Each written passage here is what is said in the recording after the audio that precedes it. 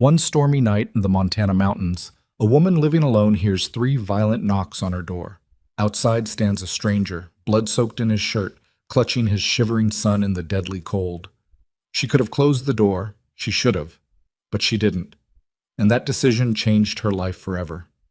Today's story will keep you glued to the screen until the very end. Please like, comment the city country you're watching from, so I know how far my story has progressed, and subscribe to be part of our family and don't miss the next stories. The wind came down from the peaks like something that had been holding its breath for months. Evelyn Hartwell heard it before she felt it, a low, sustained pressure against the north wall of the cabin that made the logs creak and the iron stove tick. She'd grown up with Montana winters. She knew the difference between a storm that blew through and a storm that settled in like an unwanted guest who had nowhere else to be. This was the second kind, the kind her father used to call a stayer. She stood at the kitchen window for a moment, holding a cracked mug of coffee that had gone cold without her noticing, and watched the last of the afternoon light disappear behind the ridge. The pines were bending, not swaying, bending, their tops pulled hard to the southeast like they were trying to lie down and escape the whole situation. Snow came sideways. The yard, what she could still see of it, was already white and shapeless, the fence line barely visible, just a dark stitch running through the white nothing. She'd been meaning to fix that fence for 3 weeks. She pulled herself away from the window and moved back to the stove. Dinner was a modest affair. Half a pot of bean soup with a heel of bread she should have eaten 2 days ago. She had enough firewood stacked on the porch to last another 4 or 5 days, longer if she was careful. And the root cellar had dried beans, 2 jars of pickled cabbage, some hard cheese wrapped in cloth, and a sack of cornmeal that was down to maybe 6 pounds. It was enough, probably enough.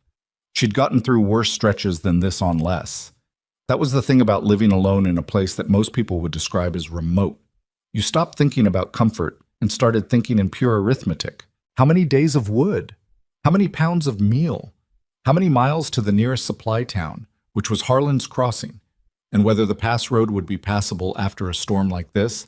And the answer to that last question was almost certainly not for at least a week. She sat down at the table and ate without tasting much and listened to the storm build. The cabin had been her father's before it was hers. Franklin Hartwell had built it 40 years ago with 2 brothers who'd since died, dragging timber up a slope that no sensible man would have chosen to drag timber up because Franklin Hartwell had a particular stubbornness when it came to elevation. He wanted to see. He'd said that more than once, sitting in the same chair where Evelyn now sat, looking out toward where the valley opened up on clear days. I want to be able to see what's coming. Well, you could see plenty from up here, but you couldn't always stop what you saw from arriving. Her mother had lasted 12 years on this mountain before the isolation wore through her like water through limestone, slow and patient and eventually total. She'd gone back to her sister in Billings and written letters for a while and then stopped writing letters. Evelyn had been 9. Franklin never remarried, never seemed to seriously consider it, and raised his daughter the only way he knew how, by treating her like a partner rather than a child. By the time she was 14, she could repair a roof, track a deer, set a bone if she had to, and read a legal document well enough to know when someone was trying to cheat her. He died 4 years ago. A quiet death, which surprised everyone who knew him, because Franklin Hartwell had been a loud, physical, argumentative man his entire life. A stroke took him on a Tuesday morning while he was splitting kindling, and he was gone before she'd finished her coffee. She'd found him on his side in the snow by the woodpile, the hatchet still in his hand. She'd buried him on the south slope, where the soil was softer, under a pine that had a double trunk growing from a single base. It seemed like a thing he would have appreciated. After that, the cabin was hers, the land was hers, the debt was hers. Franklin had borrowed against the property 8 years before he died to rebuild the barn after a fire took it, and the note was still outstanding at a bank in Harlan's Crossing that had since been acquired by a larger concern out of Billings. Every spring Evelyn paid what she could on the interest, and every fall she paid a little more on the principal, and every winter she recalculated how many more years this arrangement could continue. The numbers were not encouraging. The numbers, in fact, required a fairly optimistic set of assumptions to not be completely bleak. But she stayed. She'd asked herself why, more than once, sitting at this same table with a lamp throwing yellow shadows across the log walls. The land was hard, The winters were long. The neighbors, what few there were, kept to themselves, and the ones who didn't were the kind of people you wished would start. She had no husband, no children, no particular prospects for either, and the town of Harlan's Crossing viewed her with the particular blend of pity and suspicion that small communities reserve for women who insist on living outside the configurations those communities consider normal. She stayed because this was the only place that felt like hers. Not comfortable, not easy, but hers. Bought. The storm was at full voice by 8 o'clock. The stove had been banked for the night, and Evelyn was in bed with 2 wool blankets and a quilt her father had bought from a Crow woman years ago. Thick, practical, worn down to a beautiful softness, reading by candlelight, which was the one luxury she permitted herself freely. She read whatever she could get. Newspapers 6 weeks old, catalogs, the same 3 novels she'd carried up here from her father's small collection and read so many times she could have recited passages from any of them by heart. She was 3 pages into a chapter she'd read at least 9 times when she heard the first sound. She stopped reading. The wind was constant enough that she'd partially stopped hearing it, the way you stop hearing a clock after a while, your brain deciding it's not worth cataloging. But underneath the wind's steady roar, she'd heard something different, something rhythmic. Or maybe not. Maybe it was a branch against the porch rail, or an animal taking shelter under the eaves. She waited. Then it came again. 3 sharp knocks, heavy and deliberate, the kind you made when your hands were cold and your strength was mostly gone, and you needed to make sure you were heard. Evelyn sat up. Her first instinct was not to open the door. That was the honest truth of it, and she was not a woman who prettied up her honest truths. Strangers who appeared at your door in the middle of a blizzard at night were not, as a general rule, the kind of strangers you wanted on your porch. She'd grown up with enough stories, real stories, not the cautionary ones people told children, to know that isolation made people desperate, and desperation made people unpredictable. She was alone. She was a woman alone. That was a different arithmetic than the arithmetic of firewood and cornmeal, but it was just as real. She sat still for a moment, listening. The knocking came again, and this time there was something else layered underneath it. A voice. She couldn't make out words, just tone, which was not the tone of threat or aggression, but the tone of something much harder to dismiss. It was the tone of pure need, stripped down and unadorned, the sound of someone past the point where dignity was a relevant consideration. And then, underneath the voice, something higher, thinner. A child. Evelyn was out of bed before she'd finished deciding to be. She pulled her wool coat over her nightshirt, shoved her feet into her boots without bothering to lace them, took the shotgun off its pegs above the door, loaded, both barrels as it always was, and unlatched the door.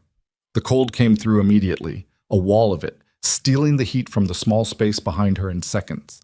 She held the door with her shoulder and brought the lantern up with her free hand and looked. There were 2 of them on her porch. The man was tall, or had been. He was bent considerably at the moment, hunched against the wind, and the way he was holding himself suggested the hunch was not entirely voluntary. He was somewhere in his mid-30s, with dark hair plastered against his forehead by snow and sweat, a jaw that needed several days' attention from a razor, and an expression that had moved past desperation into a kind of stripped-bare steadiness, the look of a man who had burned through every other option and arrived at this one. His coat was a heavy canvas rancher's coat, good quality but battered, and on the left side, just below the ribs, it was wet in a way that the snow didn't explain. He was holding a boy against his right side with his right arm. The boy was maybe 7, small and slight, his face half buried in the man's shoulder. He was wearing a coat that was not warm enough, and his hands, pressed flat against the man's chest, were red and shaking. Behind them, at the edge of the porch, she could just make out 2 horses standing close together with their heads down, steam rising off them despite the cold. The man looked at the shotgun first, then at her face. "I wouldn't be here if I had anywhere else to go," he said. His voice was rough, scraped out. "My boy's cold. I'm asking you to let him in. Just him, if that's how it has to be." Evelyn looked at the boy. The boy lifted his head slightly and looked back at her with eyes that were watering from the cold and the wind, and he didn't say anything, and that was somehow worse than if he had. She stepped back from the door. "Both of you," she said, "get in. Horses go in the lean-to left side of the barn. There's a bar on the inside of the door. The man hesitated for just a half second. She thought it was surprise. And then he moved, carefully, getting the boy inside first, then himself. Evelyn followed them out to the porch, pulled her coat tighter, and pointed toward the barn, which was barely visible through the snow. Can you walk to it? Yes. Go now, before they freeze. I'll get the boy warm. He handed the child to her with both arms. Not like someone surrendering something, more like someone placing something precious in a spot he'd calculated was safer than where he was standing. The boy came without protest, which said something about how tired he was. He was heavier than he looked, and cold, really cold, the kind of cold that had gotten into the core of him and not just the surface. Evelyn brought him inside and shut the door and put the shotgun back on its pegs, a decision she made consciously and not without some internal argument, and carried him to the chair nearest the stove. She opened the stove's damper and started feeding it from the wood box beside it, working fast, getting the fire up from the banked coals. "What's your name?" she asked. "Noah," the boy said. His teeth were chattering badly enough that it came out in 2 separate syllables. "Are you hurt anywhere, Noah?" He shook his head. "Just cold. Just cold is enough." She went and pulled one of the wool blankets off her bed and brought it back and wrapped it around him, tucking it under his feet. Then she put the coffee pot on. Then she went back and looked at him again. His color was coming up slowly, the blue tinge fading from his lips. He was watching her with a directness that most adults lost somewhere along the way. "Is your papa hurt?" she asked. Noah looked at the door. "He said it was nothing," the boy said. "He says that about everything." Evelyn went to the window and looked toward the barn. The lantern she'd left on the porch was barely visible through the snow. She waited. After 4 or 5 minutes that felt considerably longer, a dark shape moved across the yard and mounted the porch steps, and the door opened, and the man came back in, already moving to close it quickly behind him against the cold. He stood just inside the door and looked at the boy first, and the thing that crossed his face when he saw Noah, wrapped in the blanket by the warm stove, was not relief exactly. It was something quieter and more fundamental than relief. It was the look of a man who'd been running on nothing but necessity for hours and had just been given permission to stop for a moment. "Horses are in," he said. "I rubbed them down with some sacking I found. I hope that's all right." "It's fine," she pointed at the other chair, the one across from Noah. "Sit down." "I'm fine." "I didn't ask if you were fine. Sit down." He sat. And when he did, the hitch in his movement, the almost imperceptible way he favored his left side, was impossible to miss. "Take the coat off," Evelyn said. "Ma'am, You're bleeding through it. I can see it from here. Take it off, or I'll cut it off, and I'd rather not ruin a coat that's probably still serviceable." A long pause. The man glanced at Noah, who was watching this exchange with the focused attention of a child who has learned to read adult situations carefully. Then he started working the buttons. He was right that the coat was still serviceable. It was a good coat, whoever had made it, though it had been repaired in several places with different thread, and the lining was worn smooth. He peeled it back and she could see the dark stain spreading across the left side of his shirt, and when she moved the lamp closer she could see where it was coming from. A gash about 3 inches long, just below his bottom rib. Not deep enough to be immediately fatal, but deep enough, and it had been bleeding for a while. "What happened?" she said. "Branch," he said. "In the dark. We were pushing through a stand of timber and a broken branch hit me." She looked at the wound, and then at his face. "A branch did that?" "Yes." She looked at it again. The cut was clean on one edge and ragged on the other, which was not inconsistent with a broken branch, technically. She decided not to press it. Whatever had happened in the dark out there in the storm, he was here now and the wound needed tending, and the why of it could wait. "I need to clean that," she said. "It's going to hurt." "It already hurts." "It's going to hurt more." She went to the shelf above the dry sink and got the bottle of whiskey, not something she drank from often, kept for exactly this kind of purpose, and the tin of salve her father had always kept on the same shelf, and a clean cloth from the stack by the washtub. She pulled the small table between the 2 chairs and set everything on it. She'd cleaned wounds before. her father's, her own, once a neighbor's boy who'd caught himself on a piece of machinery. She worked without flinching and without talking more than she needed to, and the man, he hadn't told her his name yet, held himself still with the focused effort of someone who has decided that making noise about pain is not something they're going to do in front of their child. "It needs stitching," she said when she'd gotten a good look. "Can you do that?" "I've done it before. Not on a person." He looked at her. "On a dog," she clarified. "And a goat. That's reassuring. Take it or leave it. Harlan's Crossing is 14 miles and the pass is closed." He took it. She had a proper sewing needle she kept for actual sewing and a card of strong thread, and she put the needle in the flame of the lamp for a minute and threaded it and did what needed doing. He made one sound, quiet and contained, at the first pass of the needle, and then nothing after that. The boy had turned his face away and was studying the wall with great concentration.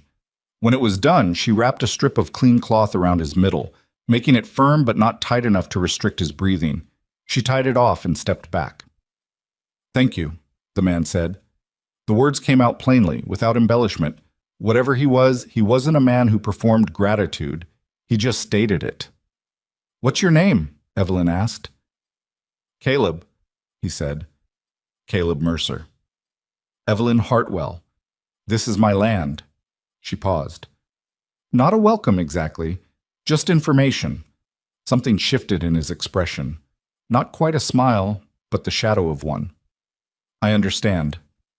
She poured coffee into 2 mugs and 1 tin cup for Noah and brought them to the table. Then she sat down across from him and studied him, the way she would have studied a piece of land or a piece of paper she was trying to get the measure of. He was a large man, but not a soft one. His hands were the hands of someone who'd worked outdoors for years, the knuckles enlarged, the palms calloused in specific patterns, the kind of weathering that came from actual labor rather than occasional effort. But there were contradictions. His speech had almost no regional accent, which was unusual out here. Most men in these parts carried the vowels and rhythms of wherever they'd grown up. His didn't. It was careful, controlled, the way people spoke when they'd spent years making sure they sounded a particular way. And his boots. She'd noticed them when he came in. Quality leather, well made, kept in better shape than the rest of his outfit suggested was typical. She filed these observations away without making anything of them yet. "How long have you been riding?" she asked. 2 days, maybe a little more." He looked at his coffee. "I lost track of the time sometime yesterday." "Where were you headed?"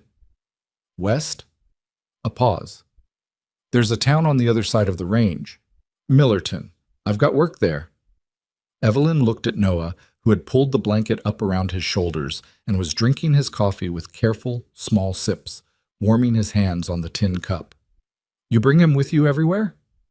"He comes with me," Caleb said, and the way he said it was not defensive, just settled, as if the arrangement was not open for discussion or re-examination, and never had been.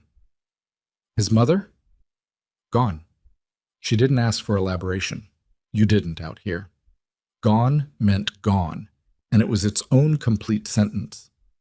"Pass won't clear for at least a week," she said. "Probably longer. I don't have room to put you up, but the barn's dry and there's enough hay for your horses, and there's a corner where you can lay out bedrolls, and it won't be comfortable, but it'll be warmer than outside." Caleb set his mug down and looked at her steadily. "I can pay." "I didn't say you could pay. I said the barn's dry. Work off the stay if you want to be square about it. The fence on the north side needs repair, some other things." She stood up and took her mug to the dry sink. "I'm not running a charity, but I'm not going to put a child back out in a blizzard, either." She was facing away from him when she said it, rinsing out the mug with water from the pitcher. She didn't see his expression, but she heard the small exhale. Not quite a sigh, more like something that had been held for a long time being carefully set down. "Thank you," he said again. The same plain delivery. "Don't thank me yet," Evelyn said. "Winter up here has a way of making everyone miserable equally." Noah fell asleep in the chair by the stove before the coffee was finished. The blanket pulled up to his chin, his mouth slightly open, the particular total surrender sleep of an exhausted child. Caleb watched him for a moment and then looked back at Evelyn. He'll sleep anywhere once he's warm, he said. Always has. He can stay in front of the stove tonight. It'll be warmer than the barn. Caleb shook his head. I'd rather keep him close. Evelyn looked at him. He'll be safe here. I know. He said it without hesitation, which she noticed. I know he'll be safe. He stopped, started again. I don't sleep well unless I know where he is. She understood that, actually, not from experience with a child, but from experience with something you couldn't afford to lose. The constant low-level accounting of it. The way your mind kept returning to check, the way you might keep checking a pocket where you'd put something irreplaceable. All right, she said. The bedrolls are in the barn.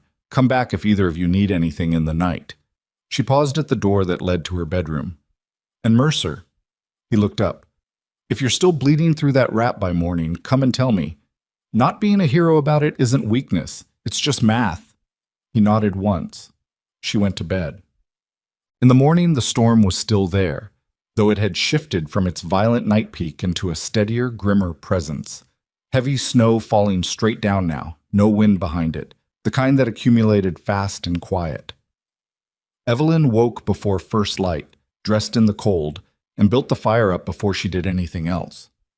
She stood in the kitchen, looking out at the yard, which had been thoroughly transformed. The fence was completely buried. The lane out to the road was invisible. Even the barn, 60 feet away, was half hidden behind a curtain of white. She heard the barn door before she saw it open, a scrape and a thump. And then Caleb came across the yard carrying Noah on his back, the boy awake now and watching the falling snow over his father's shoulder, with the expression of someone encountering a brand new problem they haven't formed an opinion about yet. They came in stamping snow off their boots, and the boy helped without being asked, pulling off his own coat and hanging it on the peg beside his father's, and Evelyn noticed that too, the automatic competence of a child who'd been doing things for himself for a while. Horses? She asked. Fed and watered, Caleb said. Found the oat bin. I used some. I'll replace it. When the pass opens. Yes. She made porridge. It was plain, cornmeal and water with a small amount of salt, and she made enough for 3 without remarking on it. They ate at the table, the 3 of them, which was an arrangement Evelyn couldn't remember the last time she'd experienced in this room. It felt strange and not entirely unpleasant, which in itself felt strange. Noah ate carefully and completely, which was the sign of a child who'd learned not to waste food. He watched Evelyn with those steady eyes, and after a while he said, Do you have any animals? 2 chickens, Evelyn said. They're in the barn. What are their names? They're chickens. Noah considered this. My papa doesn't name things either, he said, not as a criticism, just as an observation. He says it makes it harder when they're gone. Evelyn glanced at Caleb, who had the look of a man who regretted certain conversations he'd had in the past. Your papa's probably right, she said. I call them Monday and Tuesday anyway, Noah said. In my head. Then I suppose they have names, Evelyn said. After breakfast, Caleb went out to start on the fence. Evelyn watched him from the window for a moment. He'd found tools without being directed to them, which meant he'd looked around the barn properly and paid attention to what he'd found. He was digging down through the snow to find the base of a post that had heeled over, working steadily, compensating slightly for his left side but not letting it stop him. She told herself she was watching because she wanted to see if he actually knew what he was doing. She was mostly honest with herself about most things. She wasn't completely honest about that one. Noah stayed inside. He was a self-sufficient child. He found a piece of charcoal and the back of an old flour sack and drew for a while at the table. Horses, mostly, drawn with a confidence that suggested he'd done a lot of it. He didn't chatter or demand attention. He existed in the space with a quietness that was not quite shyness and not quite reserve, but something that felt more like consideration, as if he'd learned to take stock of where he was before he decided how much of himself to put into it. At some point, he looked up from his drawing and said, What happened to your fence? Ice heaved the post last winter, Evelyn said. She was at the dry sink making a small repair to the handle of a pot. Should have fixed it in the fall. Why didn't you? Other things to do. He went back to his drawing. A minute later. Do you live here alone? Yes? Aren't you lonely? It was the kind of question only a child or a very close friend could ask without it being an intrusion. Evelyn set down the pot handle and thought about a true answer. Sometimes, she said. Mostly, I'm busy. Noah nodded as if this made complete sense to him and went back to his horses. By midday, the snow had lightened to occasional flurries and the world outside had gone very quiet. Evelyn took food out to Caleb at noon, bread, the last of it, and more coffee, and found him 3 posts in, the broken fence boards pulled and stacked neatly to one side. You know what you're doing? She said. I fixed a lot of fences, he said, without elaborating. She handed him the bread and the coffee and watched him eat, standing in the snow, looking out at what he'd done that morning. There was a competence to him that went beyond being handy. He'd worked the job the right way, not the fast way, checking the alignment of the posts before he set them, not just guessing. It was the approach of someone who'd been taught to do things properly, or who'd worked long enough with people who did things properly that it had become his standard without his necessarily thinking about it. Where are you from? She asked. East, he said. That's a lot of ground. It is. She looked at him sideways. He was looking at the fence. There was something deliberate in his vagueness that she was beginning to identify as a pattern rather than coincidence. He answered questions the way you might navigate around a hole in the ice, politely, carefully, giving you something that wasn't quite nothing, but wasn't quite something either. She'd met men like that before, men with histories they carried quietly, the weight of it distributed evenly enough that you couldn't see it, but present in every movement. Well, she said, I won't push. He looked at her then. I appreciate that. I'm not doing it for your benefit, she said. I've got enough history of my own that I don't need to borrow anyone else's. She walked back to the cabin and left him with his coffee and his fence. The first 3 days settled into something Evelyn hadn't expected. Not comfort, exactly, but a kind of workable rhythm. Caleb worked from first light until the light failed, methodical and thorough. He finished the fence and moved on without being asked to the gap in the barn roof where weather had been getting in for 2 seasons, then to the woodpile, which he brought up from adequate to genuinely well-stocked in a day and a half of serious splitting. He asked before he used anything, which she appreciated. He didn't fill silence with talk just to fill it, which she appreciated more. And he managed the particular trick, which most men she'd encountered in her adult life had not managed, of being present in a space without making that space feel smaller. At night, he and Noah went to the barn, even when Evelyn suggested they might as well use the main room for warmth. He refused pleasantly but consistently, and she came to understand that it wasn't stubbornness, it was propriety. He was in her space on her terms, and he was going to make sure the terms stayed clear. She found herself respecting it.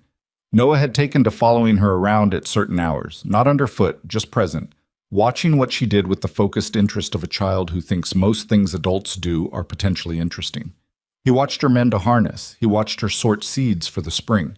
He watched her do the small, constant accounting of a working homestead, and once, after watching her write in her notebook, the column of numbers that told her where she stood financially, he said, "My papa does that too." Does what? Counts things. At night, when he thinks I'm asleep. Evelyn looked at him. Most people have things to count. He looks sad when he does it. She didn't answer that. She closed the notebook and set it aside. On the 4th evening, when the temperature had dropped hard, and the 3 of them were inside together after dinner, because the cold was genuinely vicious, and even Caleb had conceded the barn was not the ideal place to spend the night, they sat around the stove and Noah fell asleep early, curled in the chair with Evelyn's quilt over him. And the 2 adults sat in the kind of quiet that happens when there's nothing to do and nowhere to be and you've run out of practical things to talk about. Caleb said, after a while, "Your father built this place." It wasn't a question. He'd been looking at the walls, the way the logs were fitted, the style of the work. 40 years ago, she said. Good work. He was a good builder. He wasn't always a good man, but he was a good builder. She hadn't meant to say that. It came out with the ease of something that had been in her head for years without ever quite getting said out loud. Caleb looked at her. He didn't push. He just waited, the way he did things, without pressure. He was better to me than he was to my mother, she said. I think he knew that by the end. He tried to make it up to me somehow, teaching me things, leaving me this place. She paused, leaving me the debt along with it. How bad is the debt? Manageable, she said. In a good year. This has not been a sequence of good years. He nodded. He was quiet for a moment, looking at the fire through the stove's iron grate. I'm sorry, he said. That's a hard thing to carry alone. Everything up here gets carried alone. It doesn't have to. She looked at him then. He was looking at the fire, not at her, and he said it simply, not as a suggestion or an invitation, just as a statement about the world that he seemed genuinely to believe. The wind picked up outside again. The stove ticked. Noah made a small sound in his sleep and turned over without waking. Evelyn thought about all the things she could say in response to that. She thought about the various ways a woman alone on a mountain learned to hold things at arm's length, and the very specific reasons she'd gotten good at that particular skill. She thought about what it cost to believe that something difficult didn't have to be carried alone, and what it cost when that turned out to be wrong. She said nothing. But she didn't get up from her chair and end the evening either. She sat, and the fire burned, and the storm moved on in the dark outside, and the cabin held them all, the way it had held other difficult winters, patient and thick-walled and still standing. By the 6th day, the snow had stopped falling, but the cold had not relented, and Evelyn had arrived at a particular state of domestic adjustment that she hadn't anticipated and wasn't entirely sure how to feel about. It was the small things, mostly. The way the coffee pot was already on when she woke up now, because Caleb rose before her and had taken to starting it without comment, as if he'd simply noted that it was a task that needed doing and done it.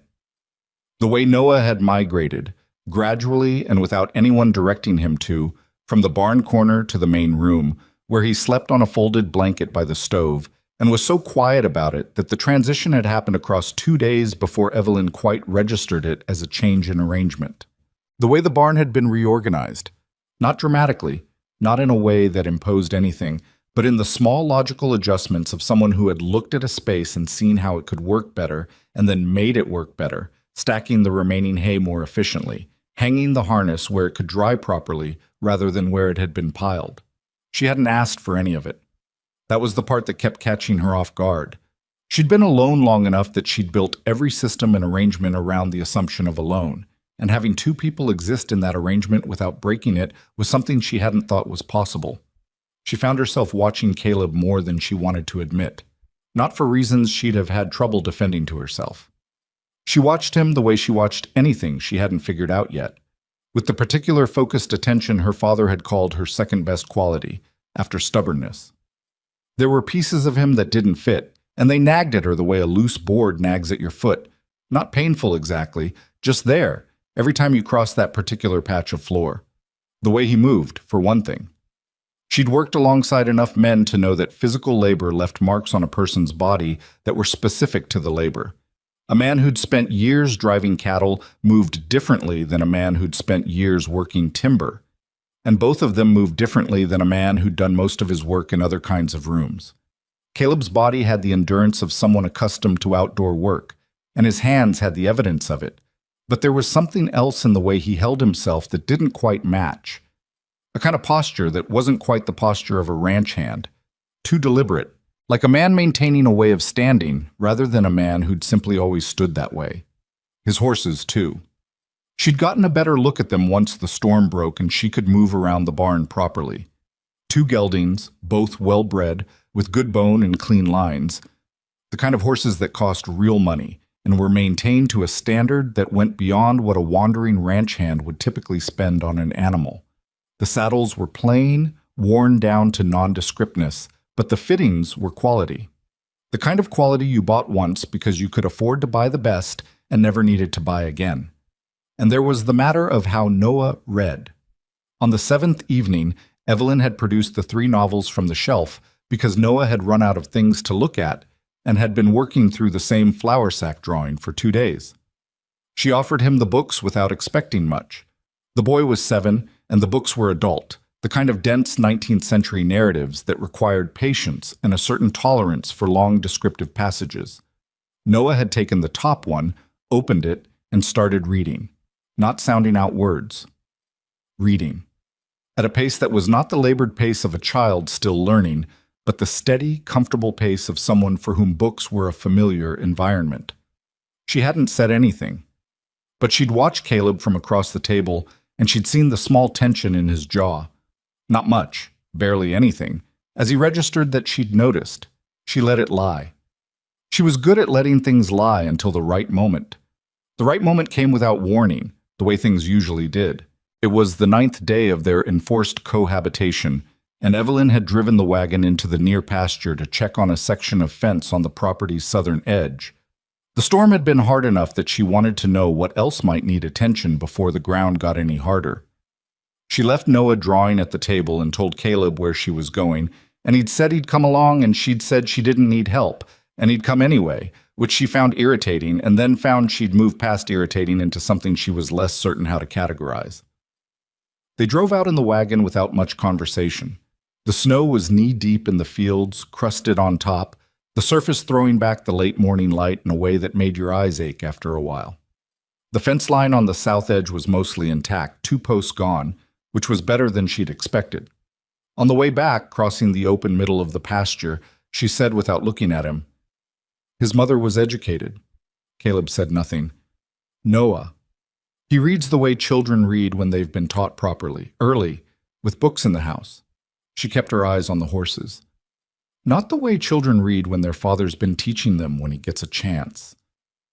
The silence lasted long enough that she thought he wasn't going to respond at all.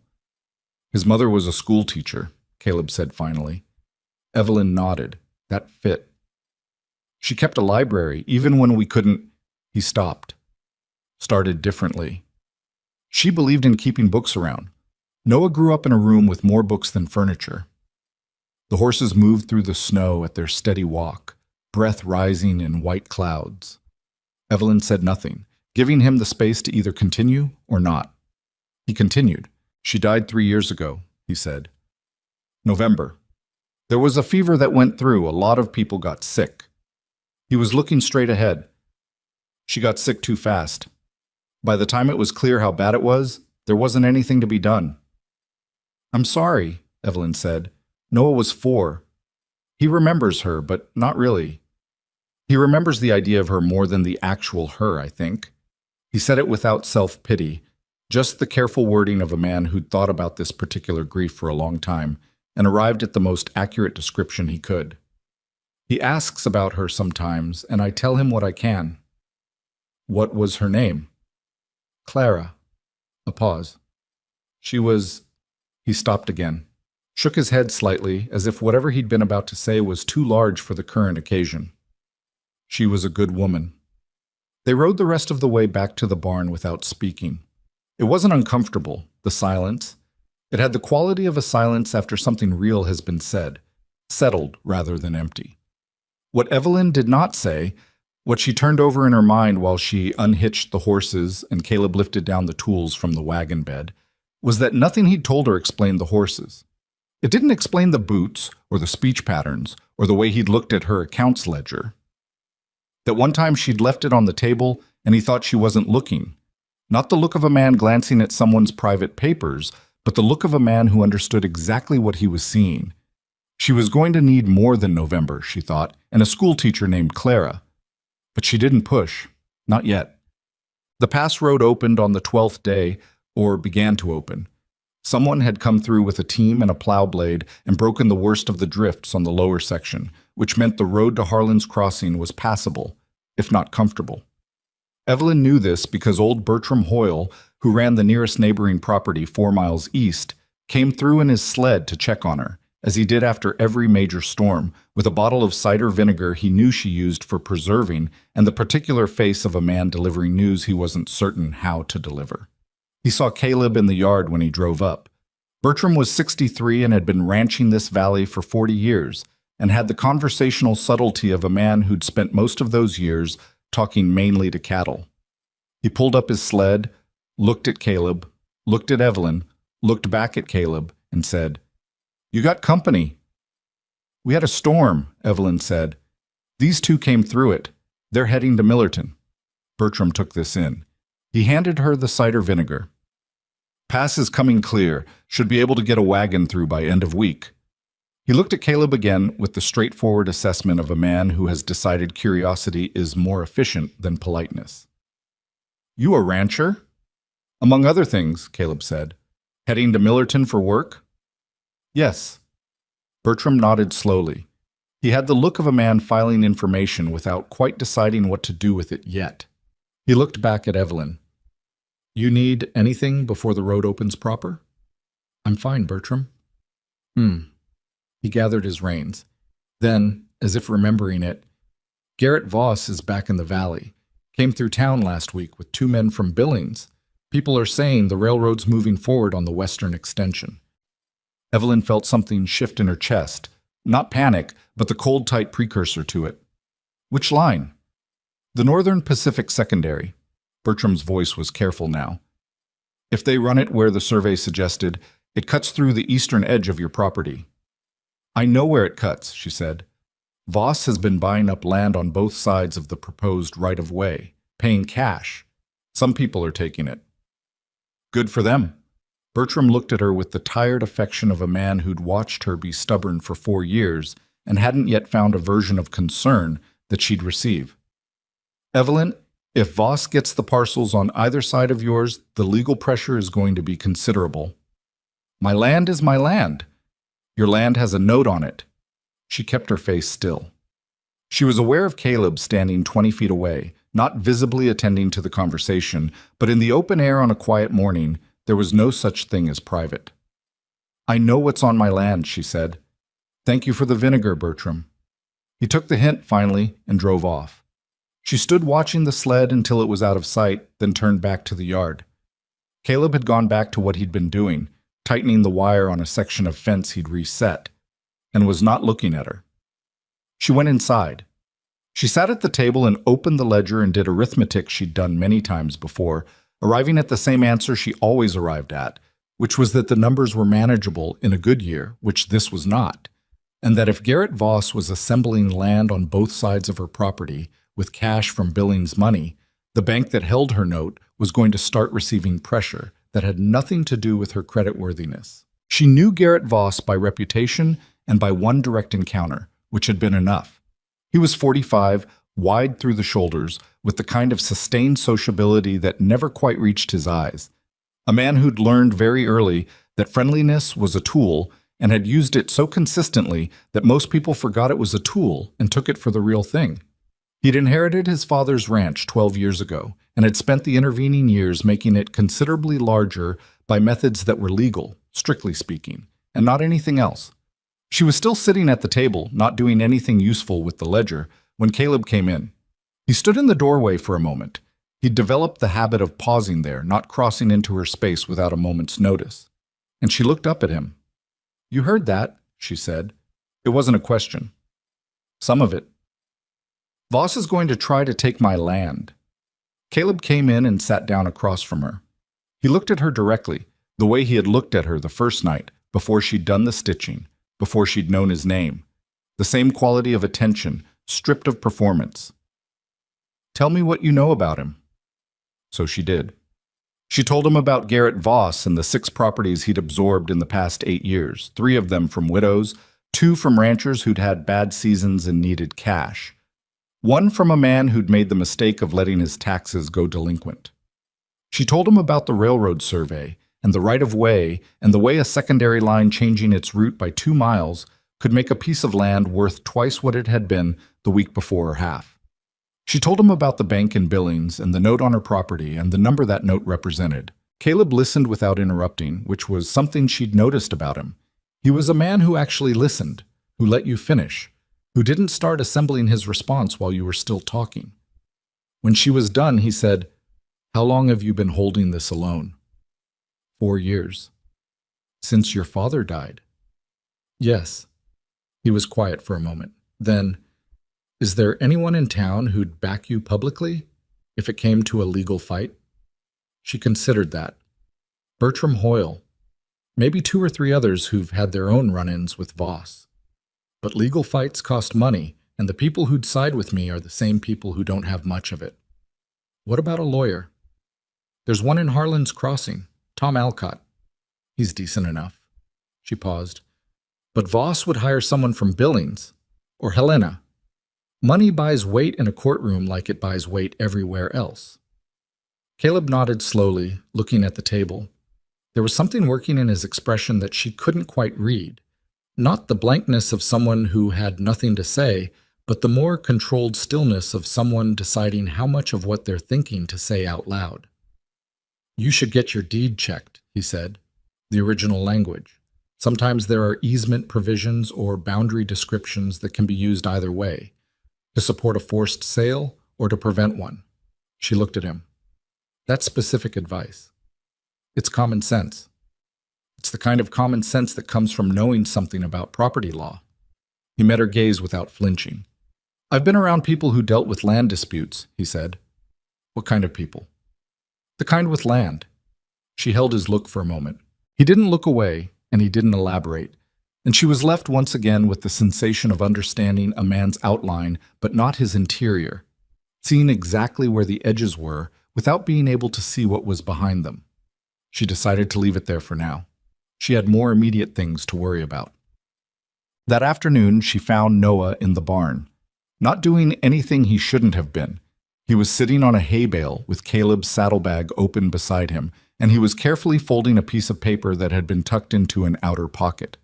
He looked up when Evelyn came in, and his expression was not guilty exactly, but it had the quality of a child who knows he's been found in the middle of something. I wasn't snooping, he said immediately. I didn't say you were. It fell out when I sat down. He held up the paper, which wasn't actually paper. It was a document of some kind, folded into quarters, with a look of something that had been handled many times. Papa carries this everywhere. He showed it to me once. It's about me. Evelyn kept her distance. Whatever it wasn't hers to look at. Then put it back. I know what it says. Noah folded it again carefully, precisely, the folds going exactly where they'd been before. It's a legal paper with my name on it. It says if something happens to my papa, I'm supposed to go to an address in Denver, to people I've never met. He tucked the document back into the pocket and pressed the flap closed. My papa said it's just in case, Noah said, but he made me memorize the address anyway. He looked at his hands. He makes me memorize a lot of things, just in case. Evelyn sat down on the hay bale at the other end, far enough away that it wasn't crowding him. And does that worry you? The just in cases? Noah thought about it with the seriousness he brought to most questions. Sometimes. Mostly I think if he's worried about something, he's got a reason to be worried, and I should pay attention. He looked at the saddlebag. We didn't always move around this much. We had a place. A real place. And then one day we didn't, and he said we were going west, and that was 2 years ago. 2 years of moving. Evelyn looked at the boy and thought about what that did to a child. Not in a pitying way, because Noah clearly hadn't been broken by it, but in the practical way she thought about most things. 2 years of learning new places and leaving them. 2 years of waking up and the world being a different shape than it had been. Do you miss it? She asked. The real place. I miss some things about it, Noah said. There was a tree, really big. I had a rope swing on it. He paused. And there was a woman who cooked for us, Mrs. Aldrich. She made bread every morning, the good kind. He said it without self-pity, just cataloging. Papa misses it too. He just doesn't say so. How do you know? Because sometimes when he thinks I'm asleep, he sits and doesn't do anything. He just sits. Noah looked at her with his clear, steady eyes. That's what missing things looks like, when you're too tired to keep pushing it down. Evelyn was quiet for a moment. You're a very observant kid, she said. Papa says that too. Noah slid off the hay bale. He says it like it worries him a little. He went off toward the cabin, and Evelyn sat in the barn a moment longer, listening to the horses shift and breathe in their stalls, thinking about a big tree and a rope swing and Mrs. Aldrich's bread, and a man who sat and did nothing when he thought no one was watching. Caleb found the weakness in the roof over the hay storage 3 days before the pass road was declared fully open. He didn't say anything about it at first. Evelyn noticed him looking at it from below, tipping his head at a particular angle, and then later she heard him up there, moving carefully on the old boards, testing what he found. He came down and told her straight. 3 of the support beams were rotted through, and the boards above them weren't far behind. One heavy snow load, which, in Montana, was not a hypothetical, and that section of roof came down onto the hay, which meant wet hay, which meant mold, which meant a feed problem come spring. "How bad is the repair?" she asked. "Material's the cost," he said. "The work I can do." He looked at the barn roof, calculating. "You'd need timber, the right size. Probably have to get it from Harlan's Crossing. That means a trip to town." "Yes." She looked at him. He looked back. They both knew what a trip to Harlan's Crossing meant, with the pass newly open, and Garrett Voss freshly arrived with men from Billings. "I'll go," she said. "I could go. It's my property and my account at the mill. I'll go." She paused. "You can come if you want." He came. Noah stayed with the horses, an arrangement he accepted with better grace than Evelyn expected. She'd offered him the job of feeding Monday and Tuesday, the chickens, and he'd taken it with the seriousness of a child who'd been given actual responsibility and intended to honor it. The drive to Harlan's Crossing took 2 hours on the now passable road, the wagon following the ruts left by the plow team, the horses moving steadily in the cold. The mountains on either side were sharp and white and enormous against the pale sky, and the world had the scoured clarity that came after big winter weather. Everything simplified, every edge visible. Harlan's Crossing was not a large town, but it had what it needed: a mill, a bank, a dry goods store, a saloon that doubled as the de facto meeting hall, a small doctor's office above the land agents, and the particular social architecture of a place where everyone knew everyone and newcomers were assessed comprehensively within 24 hours of arrival. Evelyn had a list.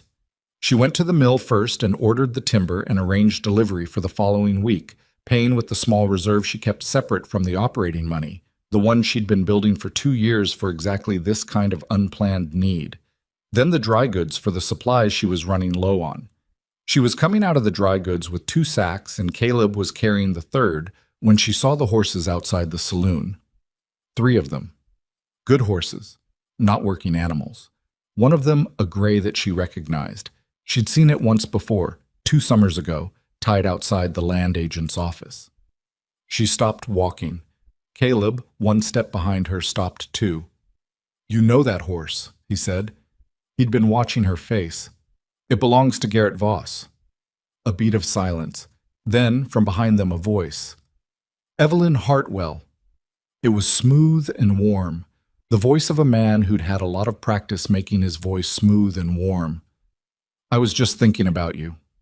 Garrett Voss came off the saloon steps with his hands in his coat pockets and his hat pushed back on his head at an angle that was studied enough to look casual. He was a big man, not tall, but broad and solid, with the confidence of someone who'd spent enough years being the largest presence in any room that he'd stopped having to think about it. He had a salesman's face, handsome in the broad, immediate way that worked at a distance and got more complicated the closer you looked. 2 men came off the steps behind him and stayed there, not doing anything, just present. "Mr. Voss," Evelyn said. Her voice came out level, which she was glad for. His eyes went to Caleb.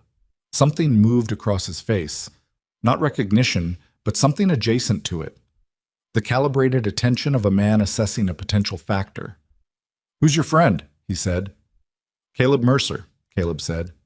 He said it himself, before Evelyn could answer, and he said it without inflection, without offering anything else, the way you'd offer a minimal fact to a question you found mildly presumptuous. Voss looked at him for a moment longer than was comfortable.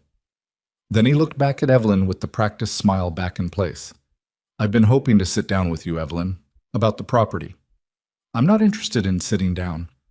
"Now, I understand that. I do. But the railroad situation is moving faster than people expected, and I want to make sure you have all the information before things get formal." He spread his hands, the picture of reasonableness. "I'd hate for you to end up on the wrong side of a legal process when a simple conversation could have prevented it." "Is that a threat, Garrett?" "It's concern," he said, and he almost made it sound like it was. The 2 men on the steps hadn't moved. A couple of people on the street had slowed, registering the configuration without appearing to look directly at it. "My land is my land," Evelyn said. "The deed is clear and the boundary is surveyed. If the railroad wants an easement, they can apply for one like anyone else." "They will," Voss said. "The question is whether you have the resources to contest it when they do." He let that settle for a moment, and then he added gently, "And we both know what's on that land, Evelyn. What's owed on it?" She held his gaze and didn't answer, because the answer was complicated, and this was not the place for complicated answers. Voss looked at Caleb one more time. That same assessing quality, sharper now, more deliberate, as if he were trying to place him in failing and finding that failure more interesting than a successful identification would have been. "Think about what I said," Voss told Evelyn. "I'll be in the valley through the week."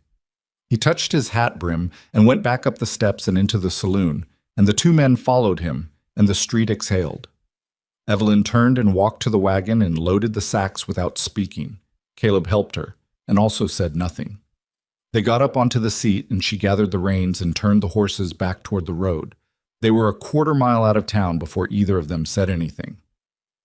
"He looked at you like he was trying to remember something," Evelyn said. "I noticed." "Do you know him?" "No?" She waited. "I know people like him," Caleb said. "Men who buy things before the people who own them understand what they're selling." It was a careful answer. She recognized it as such and filed it alongside all the other careful answers, the accumulating weight of them, the pattern she was beginning to understand without yet being able to name. The mountains rose around them, and the road unrolled ahead, and Evelyn drove home thinking about a gray horse outside a saloon, and a man from Billings with warm eyes and a cold purpose, and the fact that the person sitting beside her on this wagon seat knew something he wasn't saying, and that whatever it was not small. The timber arrived on a Thursday, hauled up from Harlan's Crossing on a flatbed by the mill's delivery man, who left it stacked in the yard with the efficiency of someone who had other stops to make and no interest in conversation. Caleb had the old roof boards off the hay section before the wagon was back on the road. Working from a scaffold he'd built out of spare lumber with the focused economy of someone who'd done this kind of thing before and wasn't interested in doing it twice. Evelyn worked alongside him.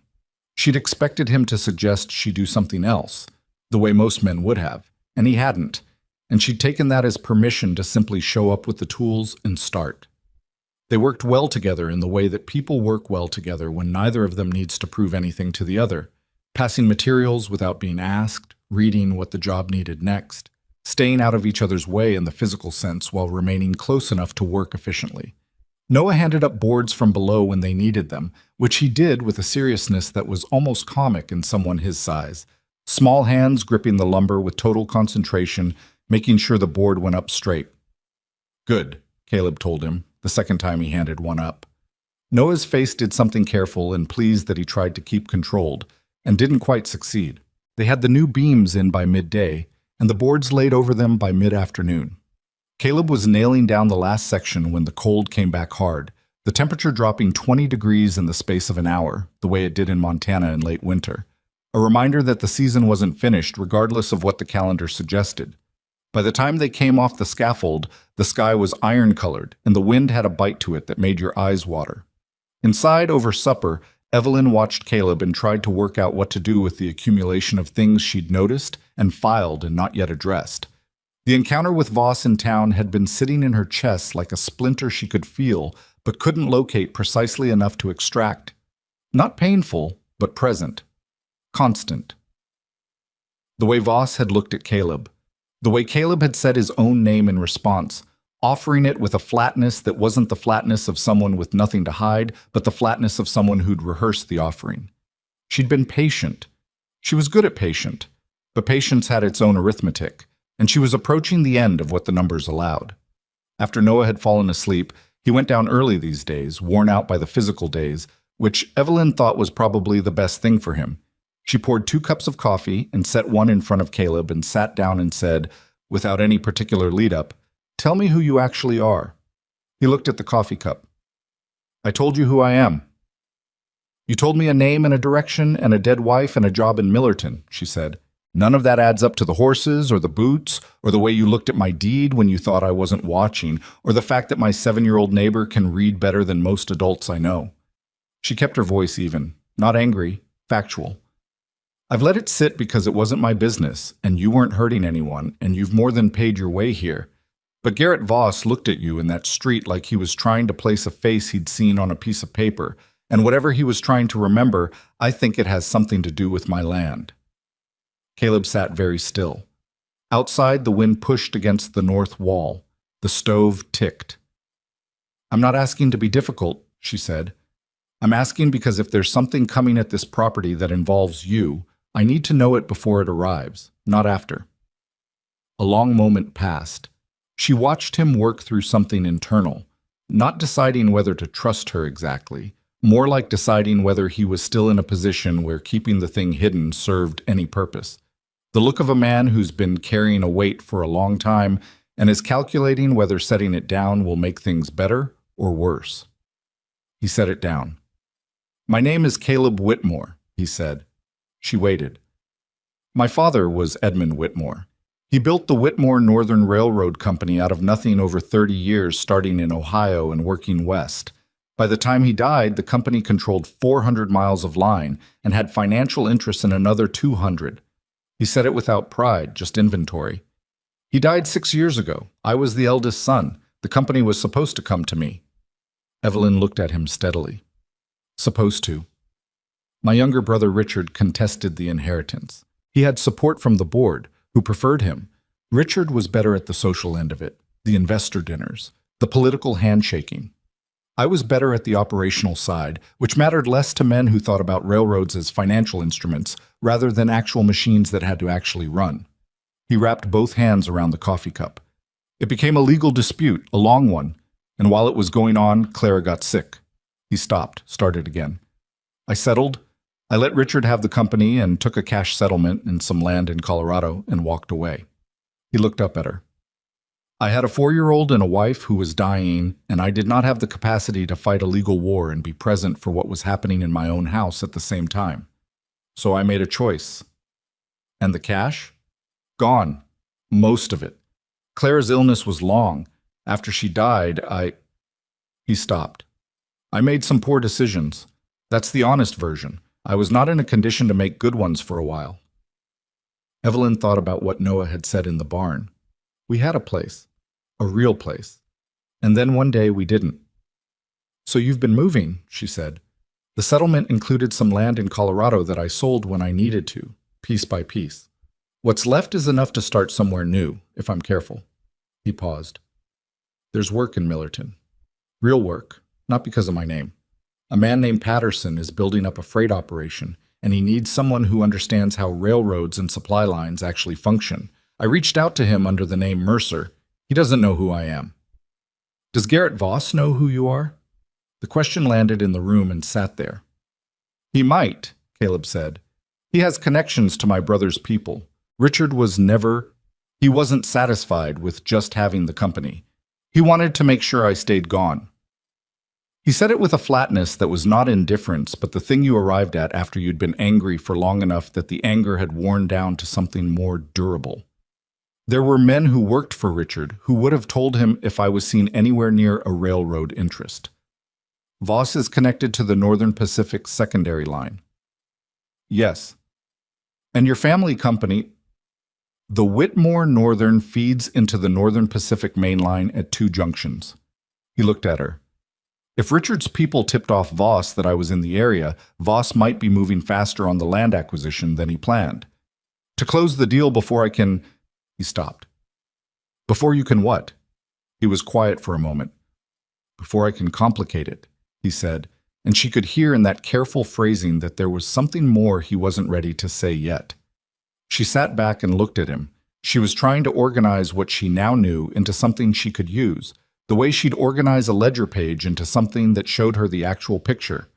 A man from a railroad family, hiding his name, 3 weeks into an accidental winter on her mountain, with a land baron from Billings suddenly interested in her eastern fence line. You should have told me this earlier, she said. I know. Not because I would have thrown you out, she said, Because I might have been able to. She stopped. It doesn't matter now. What matters is what comes next. Caleb looked at her with something in his expression that she couldn't quite categorize. It wasn't gratitude, though it held a piece of that. It was more like the look of someone who'd expected a specific response and gotten a different one and hadn't finished adjusting to the difference. "You're not angry," he said. "I'm annoyed," she said precisely.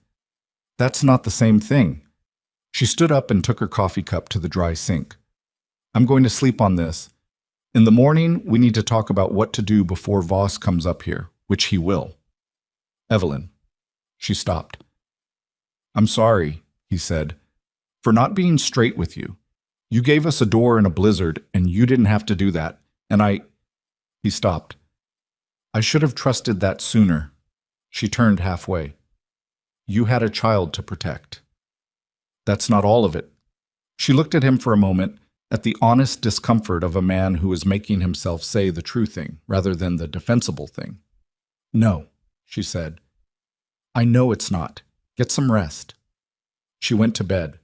She lay in the dark for a long time, listening to the wind, not sleeping, running calculations of a different kind than the usual arithmetic. In the morning, she found Noah outside alone, which was unusual. He was sitting on the porch steps in his coat, watching a magpie pick at something in the snow near the fence. She came out with her coat half-buttoned and looked around the yard. "Where's your father?" Noah looked at her, and something crossed his face that was the careful blankness of a child who's been told something and is trying to decide what to do with it. "He went for a walk," Noah said, "before breakfast. He does sometimes when he's thinking about something." She looked out across the yard. The snow was unbroken except for a line of boot tracks heading south toward the ridge. She watched Noah's face for a moment. He was back to watching the magpie, but with the quality of attention that meant he was actually attending to something else. "Did he say how long?" "He said he'd be back." A pause. "He said to stay here." She went inside and put the coffee on and made breakfast for two, and she waited. She was not a woman who panicked easily, but she was also not a woman who pretended a thing wasn't happening when it clearly was. The tracks in the snow went toward the ridge, which was the direction away from the road, away from town, away from anything in particular except the high ground. She was 3 bites into her food when Noah came in from the porch, and she looked at his face, and she set her fork down. "What did he tell you?" she asked. Noah sat down. He folded his hands on the table the way his father did sometimes, the same gesture, and she had a sudden, unexpected sense of the boy he would become in 20 years. "He said we'd probably be moving on soon," Noah said. "He said things were getting complicated." He looked at his hands. "He said you'd been very kind to us." The word kind. Past tense. Something tightened in Evelyn's chest. Not grief, because grief required a loss that had finished happening, and this one was apparently still in process. Something more like the particular cold of watching something coming and not being in the right position to stop it. "What else?" "He said—" Noah stopped. "He said sometimes when you care about a place and the people in it, the right thing to do is leave before you make things harder for them." He looked up. "I didn't argue. He doesn't change his mind when I argue." He paused. "But I didn't agree either." "Good for you," Evelyn said, and meant it. She ate the rest of her breakfast and thought, and when she was done, she cleared the plates and put on her coat and told Noah to stay inside, and she followed the boot tracks south toward the ridge. She found Caleb on the high point where the ridge leveled briefly before dropping away to the south, standing in snow that came to his knees, looking out at the valley below. The whole valley was visible from up here on a clear day, and today was clear. She could see Harlan's Crossing as a cluster of dark shapes 8 miles away, and the white open stretches of other properties, and the road, and the distant dark line of the timber on the far ridge. She came up beside him and stood and looked at the same view. "You were going to leave without telling me," she said. "I was going to tell you."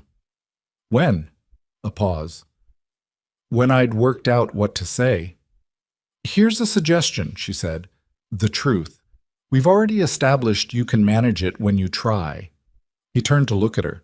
He had the look of a man who'd come up here to think himself into a resolution and had arrived at one that he was not particularly happy with, but had accepted. Voss knows I'm here, or he will soon, and when he confirms it, he's going to use it. My presence on your property gives him a line of argument that you're harboring someone with a disputed railroad inheritance, that there's a financial motive, that your land is somehow connected to a business dispute. None of it has to be true to be effective. None of it is true. That's not the point. The point is what a man with Billings lawyers can do with a story, true or not, in a court where the bank holding your note is also making contributions to the judge's political campaigns. He looked back at the valley. If I leave, that line of argument disappears. You're just a woman with land and a debt and legal standing, and it's harder for him to muddy the water. She was quiet for a moment. And if you leave, she said, I'm fighting this without anyone who understands how these men operate, without anyone who knows what they're actually after and why. She let that sit. You have information I don't have. About the railroad, about Voss's connection to your brother, about what this land is actually worth to them and why they want it now. You can't use that information without revealing where it came from. Maybe I don't need to use it in a courtroom. Maybe I just need to use it here. She turned to face him directly. Garrett Voss came to this valley because someone told him you were here, which means your presence, your actual presence, not the story he can make out of it, is something he's trying to manage. That means you have leverage you haven't used yet. He looked at her. What kind of leverage? I don't know yet, but I know that the man who's been doing arithmetic in the dark because he has things to count, the man who settled a legal war to sit with his dying wife and has been trying to become someone else for 2 years, he hasn't finished the accounting yet. She held his gaze, and I think he knows it. The wind came across the ridge and moved the snow in small eddies around their boots. Caleb looked at her for a long time with the expression she'd come to recognize as his actual thinking face. Not the careful blankness, but the open, unsettled look of someone genuinely working something out in real time. If I stay, he said, things get harder before they get easier. Things are already hard, she said.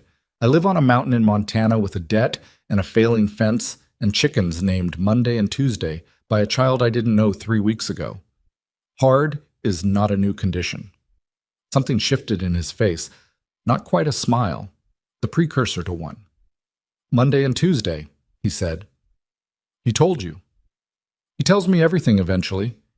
He looked back toward the cabin, which was just visible from here, a dark shape against the snow, smoke rising from the chimney in a straight line in the still cold air. He likes it here, Caleb said.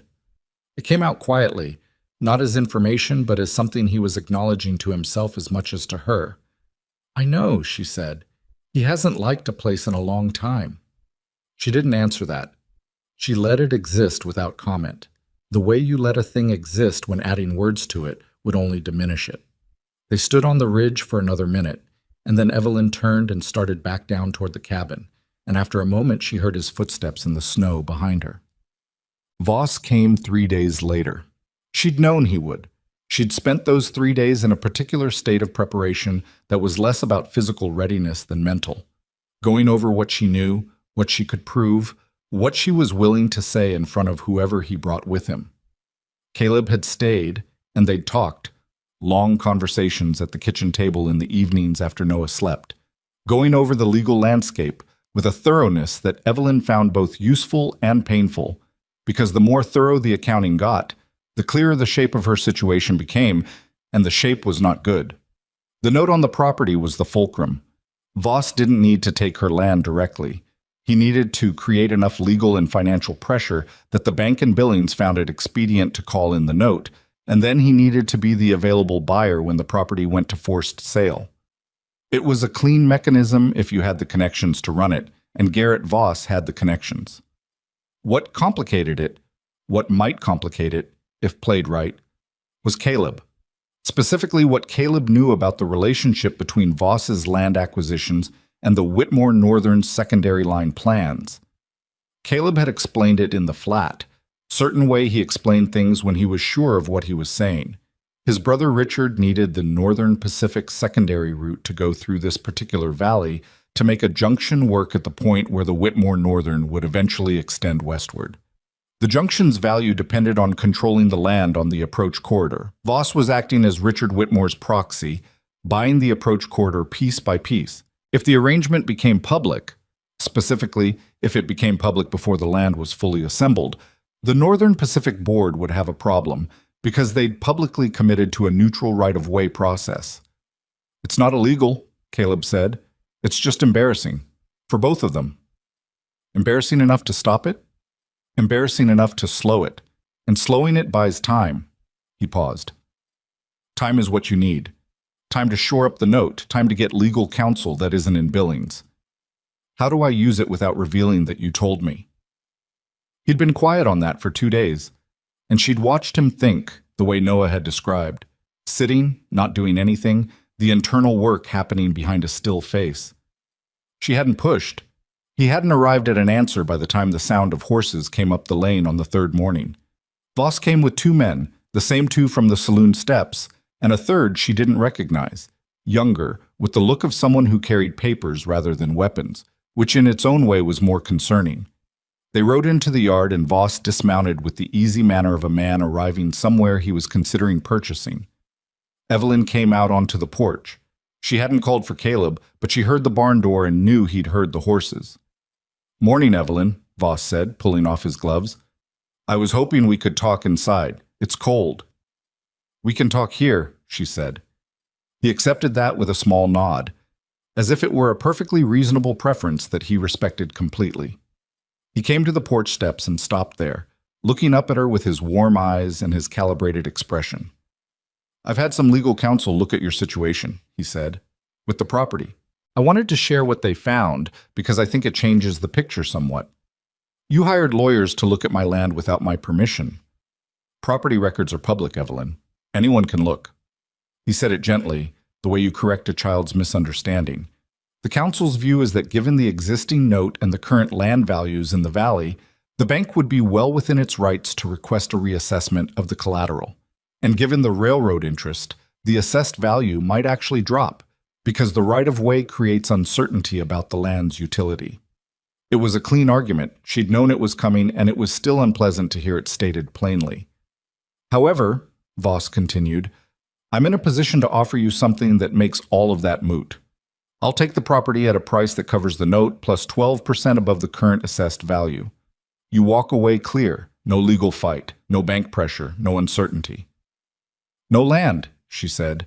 "You'd have cash, which is more useful than mountain real estate when the railroad comes through and cuts the access." He was good at this. She gave him that. Every piece of his argument was positioned to sound like he was doing her a favor. Behind him, she heard the crunch of snow. Caleb had come across the yard and was standing at the edge of the porch. He didn't say anything. He just stood there. Voss turned. He looked at Caleb for a moment, and this time the look was different from the one in town. This time there was recognition in it, not complete, but closer.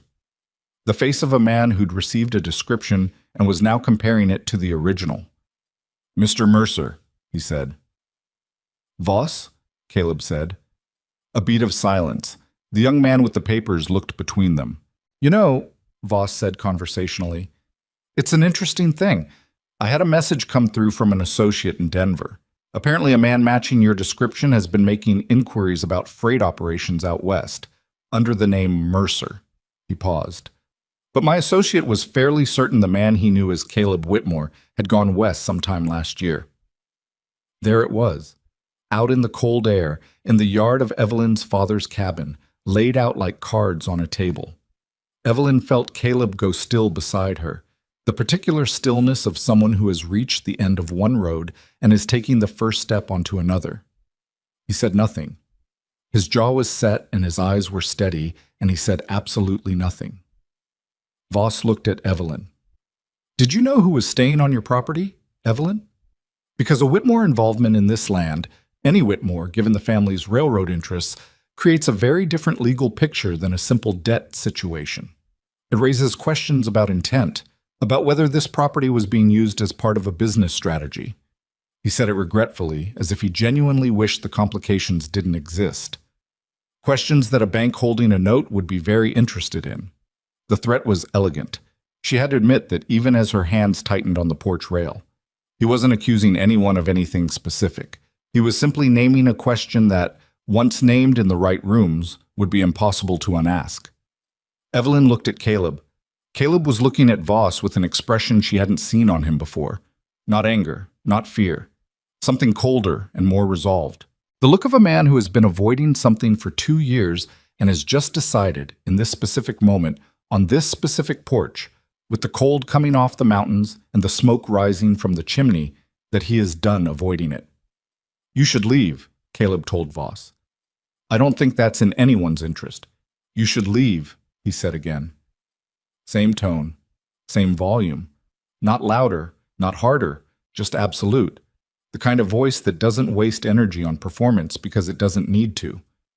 Voss looked at him for a moment, then at Evelyn. Then he smiled, the warm professional smile, the one that didn't reach his eyes, and he put his gloves back on. "Think about the offer," he told Evelyn. "I'll be in Harlan's Crossing through the week." He mounted and rode out with his men, and the yard went quiet again, and Evelyn stood on the porch and watched them go, and the sound of the horses faded down the lane and was replaced by the wind and the creak of the pines. She looked at Caleb. "Well," she said, "I know. We need that lawyer." "We need something better than a lawyer in Harlan's Crossing," he said. He was looking at the lane where Voss had ridden out, and he was still in the grip of whatever had shifted in him in the last 5 minutes. "I need to make a decision I should have made a year ago." She waited.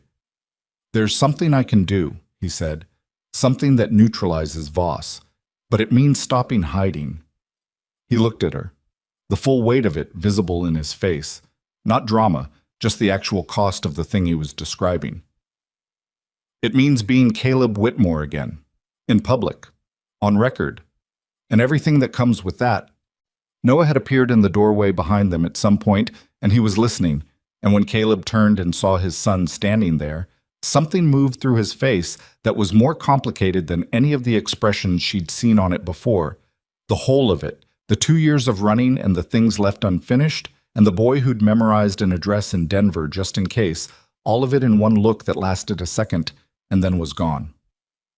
"Okay," Noah said from the doorway. His voice was careful and steady. "Do it." Caleb looked at his son for a long moment.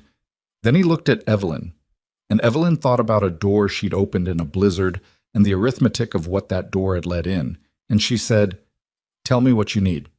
What Caleb needed, it turned out, was a telegraph office in 2 days. Evelyn drove him to Harlan's Crossing the following morning, leaving Noah with specific instructions about the chickens and the water barrel and a firm directive to stay inside if anyone came up the lane. Noah accepted this with the seriousness he brought to most things and added, unprompted, that he would bar the door from the inside, which told Evelyn something about what the boy had internalized over 2 years of moving and just in cases. The telegraph office in Harlan's Crossing occupied a narrow room beside the post, run by a man named Decker, who was professionally incurious about the content of the messages he sent, a quality that made him valuable and well-liked in a town where people had reasons for things they preferred not to explain. Caleb went in alone. Evelyn waited with the wagon on the street and watched the door and did not ask what he was sending or to whom. He came out 12 minutes later with the look of a man who has dropped a stone into a well and is waiting to hear the bottom. "Now we wait," he said. "For what?" "For the right person to receive that message and decide what to do with it." She looked at him.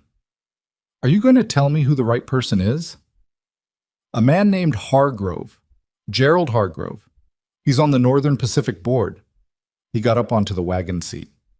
"He and my father they had a long business relationship. He's one of the few people in that world who knew what happened between me and Richard and had the opinion that it was handled badly. Will he act on a telegraph from a man who's been calling himself Mercer for 2 years? I signed it Whitmore." He looked at his hands for a moment. "It was the first time I've written that name on anything in a long time." She turned the horses back toward the road. The morning was sharp and bright, the kind of winter day that was beautiful in direct proportion to how cold it was, the sky a hard blue above the white peaks. She drove and thought about a man writing his own name for the first time in 2 years and what that cost. They stopped at Tom Alcott's office on the way out of town. Alcott was a thin man in his 50s with an unhurried manner that Evelyn had always found reassuring and occasionally maddening, depending on the urgency of the situation. He listened to what she told him, the note, the Voss offer, the legal pressure she expected from Billings, with his hands folded on his desk and his eyes moving between her and Caleb. When she finished, he said, "The core of the threat is the note and the bank's relationship with Voss's people. If that relationship can be demonstrated as conflicted, the bank loses its ability to call the note without a proper process. How long does a proper process take? In Montana, with the right filing, 3 to 6 months minimum. And in 3 to 6 months?" Alcott looked at Caleb in a way that said he'd already understood more of the situation than Evelyn had fully explained. In 3 to 6 months, a number of things could change. He paused. "Mr. Mercer, or whoever you are. If there's something coming from outside this valley that changes the calculus on the railroad's right-of-way decisions, the timing of that matters considerably." "I understand that," Caleb said. "Then I'll file what needs to be filed today," Alcott said, and stood up and shook both their hands with the brisk efficiency of a man who has decided to be useful and is getting on with it. They drove home in the early afternoon, and Evelyn sat with the reins in her hands and thought about the various moving pieces of the situation, the way she thought about the ledger, trying to see the whole page at once rather than getting fixed on one column. 3 to 6 months. A telegraph to a board member in a city she'd never been to. A lawyer with enough competence to slow the mechanism, but not enough weight to stop it. It was not a comfortable set of numbers. But it was something. Listen. The reply came on the second day, which was faster than either of them had expected. Decker sent a boy up the mountain with it in the late afternoon, a kid of maybe 12 on a spotted horse who handed the envelope to Evelyn with the gravity of someone who'd been told the message was important and was taking that seriously. She tipped him a nickel, and he turned the horse and clattered back down the lane. She brought the envelope inside and set it on the table in front of Caleb without opening it. It was addressed to him, to Caleb Whitmore, care of the Harlan's Crossing Telegraph, in a handwriting that was precise and small, the handwriting of someone trained to compress information. He looked at it for a moment. Then he opened it. She watched his face while he read. It was a short message. The envelope was thin, not more than a page, and he read it twice, which told her it was either complex or he was making sure he'd understood it correctly the first time. He set it down. "Hargrove received my message," he said. "He's been aware for some months that Richard's people were working with Voss on the land assembly. He opposed it internally. He was outvoted." He looked at her. "He says if I'm willing to make a formal statement about what I know, specifically about the arrangement between Richard and Voss and the Northern Pacific route decision, he can bring it to the full board before the right-of-way is finalized." "A formal statement," she said, "meaning public. Meaning on record. Yes. What does that do to you, professionally, legally?" He folded the telegraph and set it flat on the table. "It reopens the question of the inheritance settlement. Richard's lawyers will argue the settlement was final. Mine, if I get some, will argue that Richard's conduct in leveraging a public railroad body for private land acquisition violates the terms under which I agreed to walk away." He paused. "It's not a sure thing. It's probably a long fight. But it stops Voss." "It stops Voss," he said. "The Northern Pacific can't finalize the right-of-way while the board is in active dispute about a conflict of interest. And without the right-of-way finalized, the land values in this corridor don't change. The bank has no reason to pressure anyone, and Voss's entire mechanism stalls." She sat across from him and looked at him directly. "And you've been avoiding this for 2 years because I was tired," he said. It came out simply, without apology. "I was tired and I had a 4-year-old, and I did not want to be Caleb Whitmore anymore. I did not want the name or the history or the legal machinery or any of it. I wanted—" He stopped. "I wanted what Clara would have wanted. Something quiet. Something real." He looked at his hands. Running from it didn't make it quiet. It just made it loud in a different way. Noah came in from outside at that moment with snow on his boots and a piece of wood he'd found that he thought looked like a horse, which it vaguely did, and he set it on the table and looked at his father's face and then at Evelyn's face and said, "Something happened." "Something is happening," Evelyn said. "It's not settled yet." Noah looked at his father. I'm going to do something I should have done before, Caleb said. It's going to be complicated for a while. More complicated than the last 2 years? Caleb looked at his son with the expression Evelyn had come to recognize as the one that got past his defenses, the one that was just a father looking at a child he loved more than he knew how to say. Probably about the same, he said, just in different directions. Noah considered this. He picked up his piece of wood. Okay, he said, and went to sit by the stove. And that was apparently that. Oh. The confrontation in town happened on a Friday, 4 days after the telegraph from Hargrove, and it was not planned. Evelyn had gone to Harlan's Crossing to file additional paperwork with Alcott, documents that Alcott said needed her signature in person. And Caleb had come because the situation had moved to a point where leaving her to navigate it alone felt wrong in a way he couldn't rationalize around anymore. They left Noah with Bertram Hoyle, who'd come up that morning on other business, and agreed to stay with the boy with the grumbling willingness of a man who found children exhausting and would do anything for them.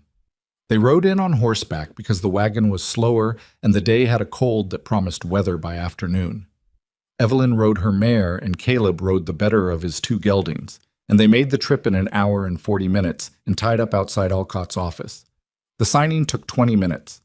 Alcott explained what each document said in his unhurried way, and Evelyn read each one herself, which Alcott had stopped seeming surprised by after the first time. When they were done, he stacked the papers and said, "These are filed before end of day. The bank in Billings receives notice by the end of the week. After that, any action on the note has to go through a formal process that I will make as slow as the law allows." "Thank you, Tom." "Don't thank me yet. Slow isn't stopped." He looked at Caleb. "Have you heard back from your contact?" "Hargrove is bringing the conflict of interest question to the board next Thursday. He needs a written statement from me before then." "Get it to me," Alcott said. "I can have it notarized and transmitted through proper channels, which gives it more weight than a private telegraph."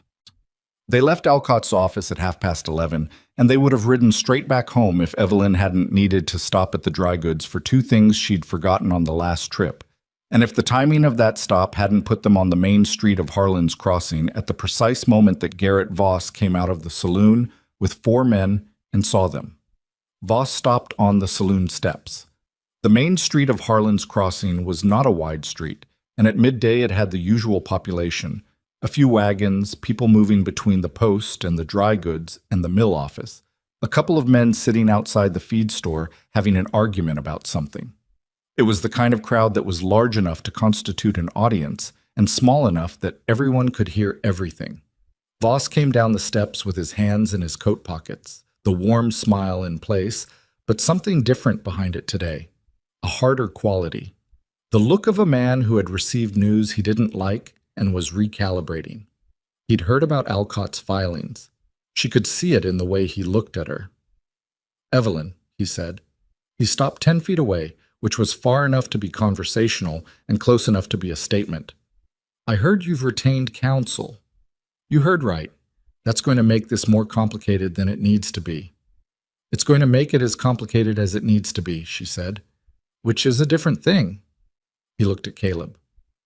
Whatever softness had been in his manner in previous encounters was mostly gone now, or rather it was present in its technical sense, the voice still controlled, the face still composed, but the framework it rested on was showing through. "Mr. Whitmore," he said, not Mercer. Whitmore, deliberate, said clearly enough that the 2 men outside the feed store looked over. She saw Caleb's jaw tighten, then release. "Voss," he said, "I got an interesting message from a friend in Billings this morning. Seems Gerald Hargrove is making noise on the Northern Pacific Board about a conflict of interest question."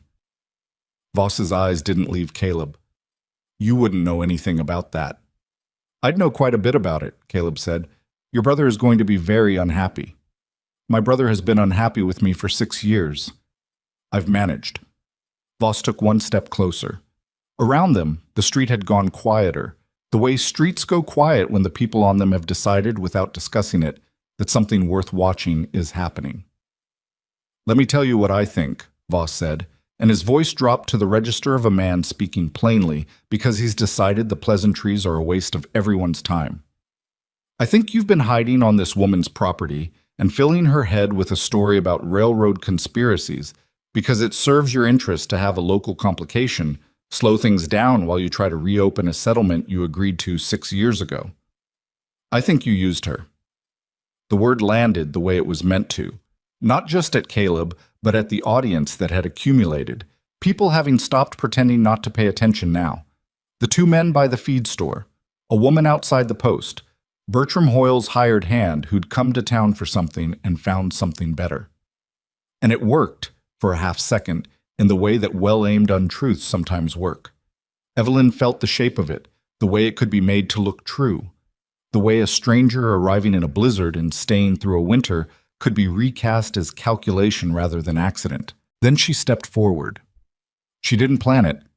It was not a strategic decision. It was the decision of a woman who had listened to a man describe her life in terms that were wrong in every particular that mattered, and who had reached, very simply and completely, the end of her willingness to stand quietly while that happened. "Mr. Voss," she said. He looked at her, slightly surprised. She thought he'd expected Caleb to respond. "Caleb Mercer, or Whitmore, or whatever name serves your argument today. He showed up at my door in a blizzard with a hurt side and a half-frozen child, and I let him in because the alternative was watching a boy freeze to death on my porch." She said it at a normal volume, which was enough. The street was quiet. "He fixed my fence. He repaired my barn roof. He chopped more firewood than I'll burn in 2 winters. He did every one of those things without being asked and without taking anything in return." She paused. "He never once told me he could fix my debt or save my land. He never offered me anything except work and honesty when I pushed him to it." Voss opened his mouth. "I'm not finished," she said, and he closed it. "You've been in this valley for 3 weeks trying to convince me and 3 other families that selling our land to you is the sensible thing. You've been doing it with lawyers from Billings and pressure on our bank, and the implication that if we don't cooperate, the legal weight you can bring will make cooperation look attractive, eventually." She looked at him steadily. "You've never once asked what this land means to the people on it. You've never once treated it as anything other than a number in a column. And that's your right, legally. But don't stand in the middle of this street and tell me that the man who spent 3 weeks doing the work my father used to do, doing it well, doing it right, not because he needed to prove something, but because it needed doing. Don't tell me he's the dishonest one in this conversation."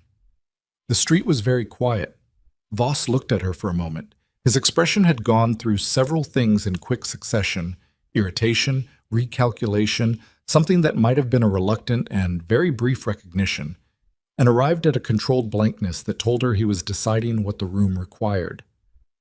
"You're making a mistake," he said, and his voice was still even, but it was even in the way a thing is even when it's being held even. "I've made plenty of mistakes," she said. "I know what they feel like. This isn't one." He looked past her at Caleb. A long look, assessing.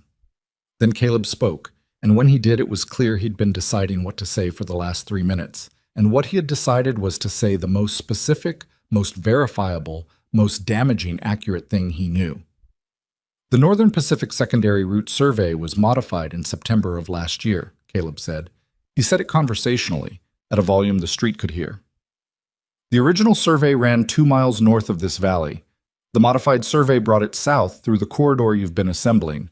The modification was requested by the Whitmore Northern's legal office, my brother's legal office, and approved by 2 Northern Pacific board members who have investment positions in Whitmore Northern subsidiaries." He paused. "I have the documentation. Gerald Hargrove has the documentation. It will be in front of the full Northern Pacific board on Thursday." The silence that followed was a different kind of silence than the one before. This one had weight to it. Voss's face had gone still in the way faces go still when the person behind them is doing rapid arithmetic. "That's a serious allegation," he said. "It's a serious document," Caleb said. "You can allege things about me all you like. What's in that boardroom on Thursday is paper, dated paper, with signatures on it."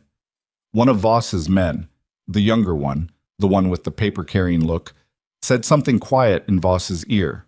Voss didn't respond visibly, but his eyes shifted, just slightly. The man from the feed store, older, gray-haired, A face Evelyn knew as Henry Marsh, who owned the property 2 miles east of Bertram Hoyle, said from where he was standing, "I've had Voss's people on my property twice in the last month, telling me the railroad coming through was certain and I should sell before the value dropped." He said it without drama, just laying it out. "If the route was changed to serve a private interest, I'd like to know that before I sign anything." Voss turned toward him. "I'd like to know it too," said the woman outside the post. Evelyn didn't know her well. She was from one of the farther properties, a widow named Sasha Crane, who ran sheep on land that bordered the proposed corridor. It was not a crowd turning on a man. It was something quieter and more durable than that. 3, 4 people saying out loud what they'd been calculating privately, the arithmetic of their own situation suddenly visible in a new way. Voss stood in the middle of it, and his warm eyes moved around the small audience and found nothing useful in any of them. His face did the thing faces do when a position has become untenable, and the person holding it is deciding how to exit it without surrendering more than they have to. "This isn't the place for this conversation," he said, to no one in particular. "You made it the place," Evelyn said. "You came out here." He looked at her for a moment with something that was not quite anger and not quite respect, but occupied the uncomfortable space between them. Then he put his gloves on and said, "My offer stands. You have until the end of the week." He said it to Evelyn, and it landed differently than it had before. Not as pressure, but as the last move of a hand that had run out of cards, the formal statement of a position that everyone present now understood was weakening. He went back up the saloon steps with his men, and the door closed behind him, and the street exhaled. Henry Marsh walked over. He was a solid man, slow-moving, with the deliberate quality of someone who didn't do anything quickly because he'd learned that quick decisions in hard country were usually wrong decisions. He looked at Evelyn and then at Caleb and said, "What's going to happen Thursday?" It wasn't a question. "The board meets," Caleb said. "If Hargrove has enough support, the right-of-way decision gets reopened. If it gets reopened, Voss's land assembly loses its value because the road is no longer certain. And if Hargrove doesn't have enough support, then we're in a different situation." Caleb said it honestly, without dressing it up. "But we're in a better position than we were a week ago regardless." Marsh looked at him for a long moment, the assessment of a man who spent 40 years deciding which people to trust in a place that punished bad decisions. "What do you need from us?" "Letters," Caleb said. "Anyone who's been approached by Voss's people about selling, the date, what was said, how the approach was made. Hargrove can use that pattern to demonstrate the land assembly was coordinated in advance of the route decision, which is the piece that makes it a board problem rather than just a business dispute." Marsh nodded slowly. "I can get you 4 or 5 letters by tomorrow morning. That would help." Sasha Crane, who had come closer during this exchange, said, "I can give you 6.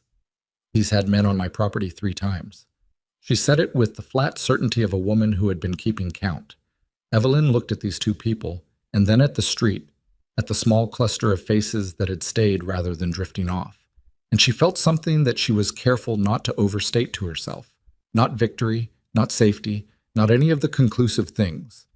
Just the first solid ground after a long stretch of uncertain footing. The feeling of a board that holds your weight when you weren't sure it would. She looked at Caleb. He was looking at her, and he had the expression she'd seen on the ridge, the open, unsettled look of someone in the middle of something real that they hadn't planned for. Not the controlled blankness and not the rehearsed version of himself. Just the man, standing in a cold street in a small Montana town, in the middle of a situation that had gotten away from every script he'd brought to it. "You didn't have to do that," he said, quietly, so only she heard. "What you said. I know. You could have stayed out of it." "I could have stayed out of a blizzard too," she said. "I seem to have trouble with that." Something crossed his face that was not quite a smile, but was the most complete version of the thing that had been suggested by its shadow many times. And then it was gone, because there were people around them and things to do, but she'd seen it, and she filed it where she filed things that mattered. They rode home in the early afternoon under a sky that had made good on its morning threat, snow coming in lazy, unhurried flakes that didn't amount to much, but reminded you of what the season was still capable of. Evelyn rode beside Caleb, and neither of them talked much, which was fine. They were past the point where silence needed to be filled. Back at Hoyle's place, they collected Noah, who had apparently spent the afternoon helping Bertram mend a piece of harness and had an opinion about the correct way to do it that differed from Bertram's, and that he explained to his father in detail on the ride home. Caleb listened and asked 2 questions, and Noah answered both and then went quiet, apparently satisfied with having registered his position on the matter. The 3 of them rode up the lane to the cabin in the early dark, the mountains invisible now behind the cloud cover, the cabin's single-lit window a yellow square in the gray. That evening, Caleb wrote the statement for Hargrove.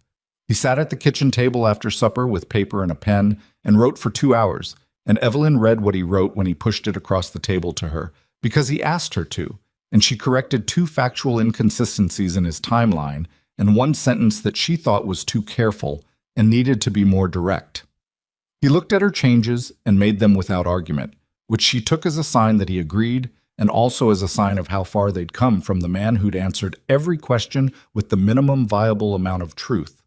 Noah, who was supposed to be asleep, appeared in the doorway at some point and looked at the papers on the table and then at his father's face and then at Evelyn's face. "Is it done?" he said. "Almost," Caleb said. "Is it going to work?" Caleb looked at the pages in front of him. The handwriting was clear, the facts laid out in sequence, 2 years of avoidance reduced to 6 pages that said the thing directly. "I don't know," he said. "Probably. Maybe." Noah absorbed this. "Okay," he said, and went back to bed. Evelyn looked at the doorway where the boy had been, and then at the man across the table from her, the lamp throwing long shadows across both of them, the fire low in the stove, the mountain outside holding them in its usual patient cold. "He trusts you completely," she said. "I know." Caleb set down the pen. "That's the part that keeps me honest, when I can't manage it for my own reasons." She thought about that, about what it meant to be someone's reason for honesty. Not a controlling thing, not a burden, but a genuine anchor, the thing you returned to when everything else was drifting. She didn't say what she was thinking, but she sat at the table for a while longer than she needed to, and he didn't get up either, and the fire burned down to coals, and outside the snow came in its quiet, unhurried way, covering the yard and the mended fence and the barn with its new roof boards, covering the lane and the road below it and the whole broad slope of the mountain, the way it covered everything up here eventually, patient, thorough, and without malice, just the nature of the place and the season doing what they always did, indifferent to the small human arrangements happening inside the walls of a 40-year-old cabin that was still, despite everything, standing.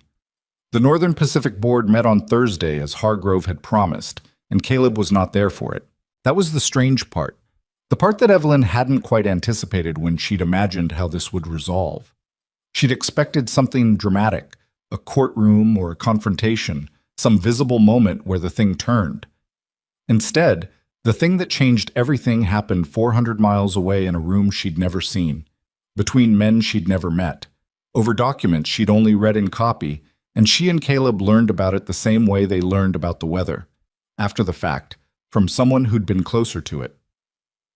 Hargrove's telegraph came on Friday afternoon, again via Decker's boy on the spotted horse, and this time Noah was the one who saw the horse coming up the lane and called out from the porch, and all 3 of them were standing in the yard when the boy arrived.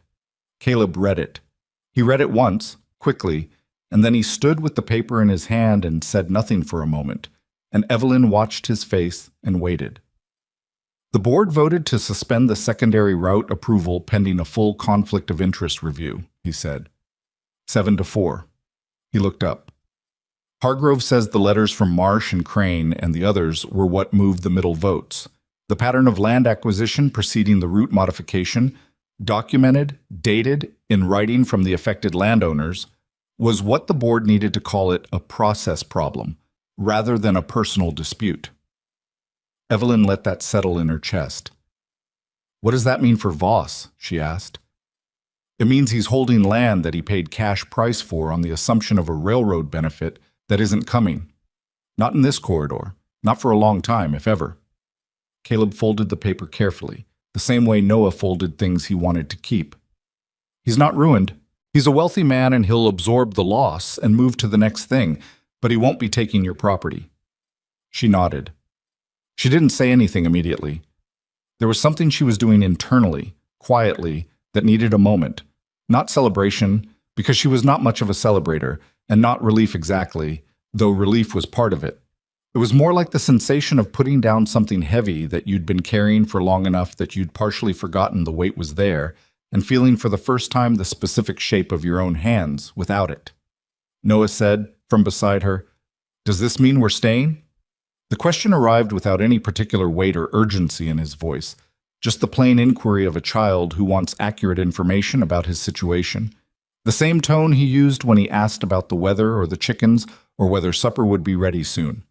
But it landed with considerable weight in the air between the two adults, and after a moment of nobody saying anything, Noah looked from his father to Evelyn and back and apparently decided that some clarification of his intent was useful.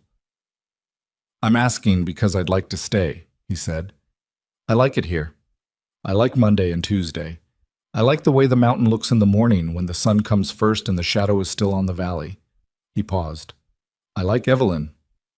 "Noah," Caleb said. "I'm just saying what's true." Evelyn looked at the boy, at the total earnestness of him, the complete absence of manipulation in his face. He was simply reporting his honest assessment of the situation the way he always reported his honest assessments, without ornamentation. "I like you too," she said. "Both of you." She went inside before the moment could become something she didn't know how to manage. Tumkin. The next weeks had a quality that Evelyn found difficult to categorize and eventually stopped trying to categorize, deciding it was more useful to simply live inside it than to name it. The immediate pressure was gone. Alcott had received formal confirmation from the bank and Billings that the note would not be called during the review period, which Alcott said could last 6 months and might last longer if Hargrove pushed for a comprehensive audit of the route decision. Voss had left Harlan's Crossing the week after the board vote, and the 2 men he'd had in the valley went with him. Henry Marsh reported that someone had made a quiet offer to buy back the option on his property at the price Voss had paid for it, which Marsh took as confirmation that Voss was cutting his losses and moving on. The valley settled back into itself. Late winter gave way to the ambiguous season that passed for early spring at this elevation, the snow retreating slowly from the lower meadows while holding firmly to the high slopes, the ground alternating between frozen and barely not frozen in a way that made the ranch work complicated but possible. There were things to do. There were always things to do. Caleb stayed. Not by formal agreement, not by declaration. He simply continued to be present, continued to work, and Evelyn continued to not ask him to leave. And after a certain number of weeks, that arrangement solidified into something that didn't require the question anymore. He wrote to Hargrove again. Not about the board situation, which was proceeding without his active involvement, but about the matter of his brother and the settlement and whether the conduct Caleb had documented gave grounds to revisit the original terms. Hargrove wrote back with the opinion of a man who had seen a great many legal situations and was being careful about this one. "Possibly," he said. "Possibly, if the right people were willing to take the right positions. It would be long. It would be expensive. And the outcome was not guaranteed." Caleb told Evelyn this one evening, the 2 of them at the table in the now familiar arrangement, Noah asleep, the fire going, the mountain doing its quiet work outside. "Are you going to pursue it?" she asked. "I don't know yet." He turned his coffee cup in his hands. "There's a version of it where I spend the next 3 years in legal proceedings and win something on paper, and it doesn't change a single practical thing about my life. And there's a version where it changes enough that it matters." He was quiet for a moment. "I'm trying to figure out which version I'm actually in. What would it change, if you won?" "The settlement gave Richard the operating company, the railroad." He paused. "If the settlement terms were violated, the question of the original inheritance reopens. That could mean a lot of things. A share of the company, compensation. Standing in the industry I spent the first 15 years of my adult life actually understanding. Is that what you want?" He looked at her. It was a real question, and he treated it like one, not answering immediately. "I don't want the company," he said. "I don't want to run a railroad. I think I did once, or I wanted to want it, which is a different thing, and one I should have examined more carefully." He set the cup down. "What I want is to not have walked away with nothing. Not for financial reasons, just... He stopped, started again. Richard behaved badly. He used Clara's death. He used my state of mind when I was least able to protect my own interests. I'd like that to be on record somewhere, even if nothing practical comes of it. Evelyn thought about her father, about the complicated arithmetic of inheriting from a person who was not entirely what they should have been, about what it meant to carry both the debt and the love and not be able to separate them cleanly. That's a real reason, she said. That's worth pursuing. It's going to cost time and money I don't have a lot of. Alcott knows people in Helena. He mentioned it. She paused. And there's going to be a better year this year. I can feel it in the land. The winter broke cleaner than the last two. If the South Pasture produces what I think it can, there'll be something to work with. He looked at her. You're talking about funding a legal fight with pasture grass. I'm talking about not deciding things are impossible before they've had a chance to be possible. She met his gaze. You know the difference between those two things. He was quiet. Something moved in his face. You sound like Clara, he said, and it came out without premeditation. She could hear that. It surprised him slightly, the way true things sometimes do when they arrive before you've vetted them. She didn't know what to do with that exactly. She sat with it for a moment, and then she said, She sounds like she was a sensible woman. She was. He looked at his hands. She also would have liked you. She had a way of... He stopped. She would have walked up to you and said something direct and slightly inconvenient, and you'd have been annoyed by it and respected it at the same time. I have that effect on people, Evelyn said. He looked at her then, and it was the look she'd been aware of for weeks without fully looking at directly. The way you're aware of a light source at the edge of your vision and choose to keep your eyes forward, because looking at it directly would require you to acknowledge what you're doing. He had looked at her with that particular quality since sometime in the third week, maybe the second, and she'd had the awareness of it in the peripheral vision sense and had been doing the honest but not quite honest thing of filing it under things to think about later. She looked at it directly now. I don't know what I'm doing, she said, about any of this, about you being here, about what that means. I know, he said. I don't either. I'm not good at... She stopped, tried for the accurate version. I've been alone for a long time by choice as much as circumstance. I made that choice because trusting arrangements was expensive and I didn't have the surplus for it. She looked at him steadily. I'm not sure I've changed that much. I'm not sure this, whatever this is, doesn't run straight into that wall eventually. It might, he said. I don't have a guarantee to offer you. I'm not in a position to offer guarantees. I have 2 horses and a son and a legal dispute that may or may not go anywhere and a job in Millerton that I haven't actually started yet.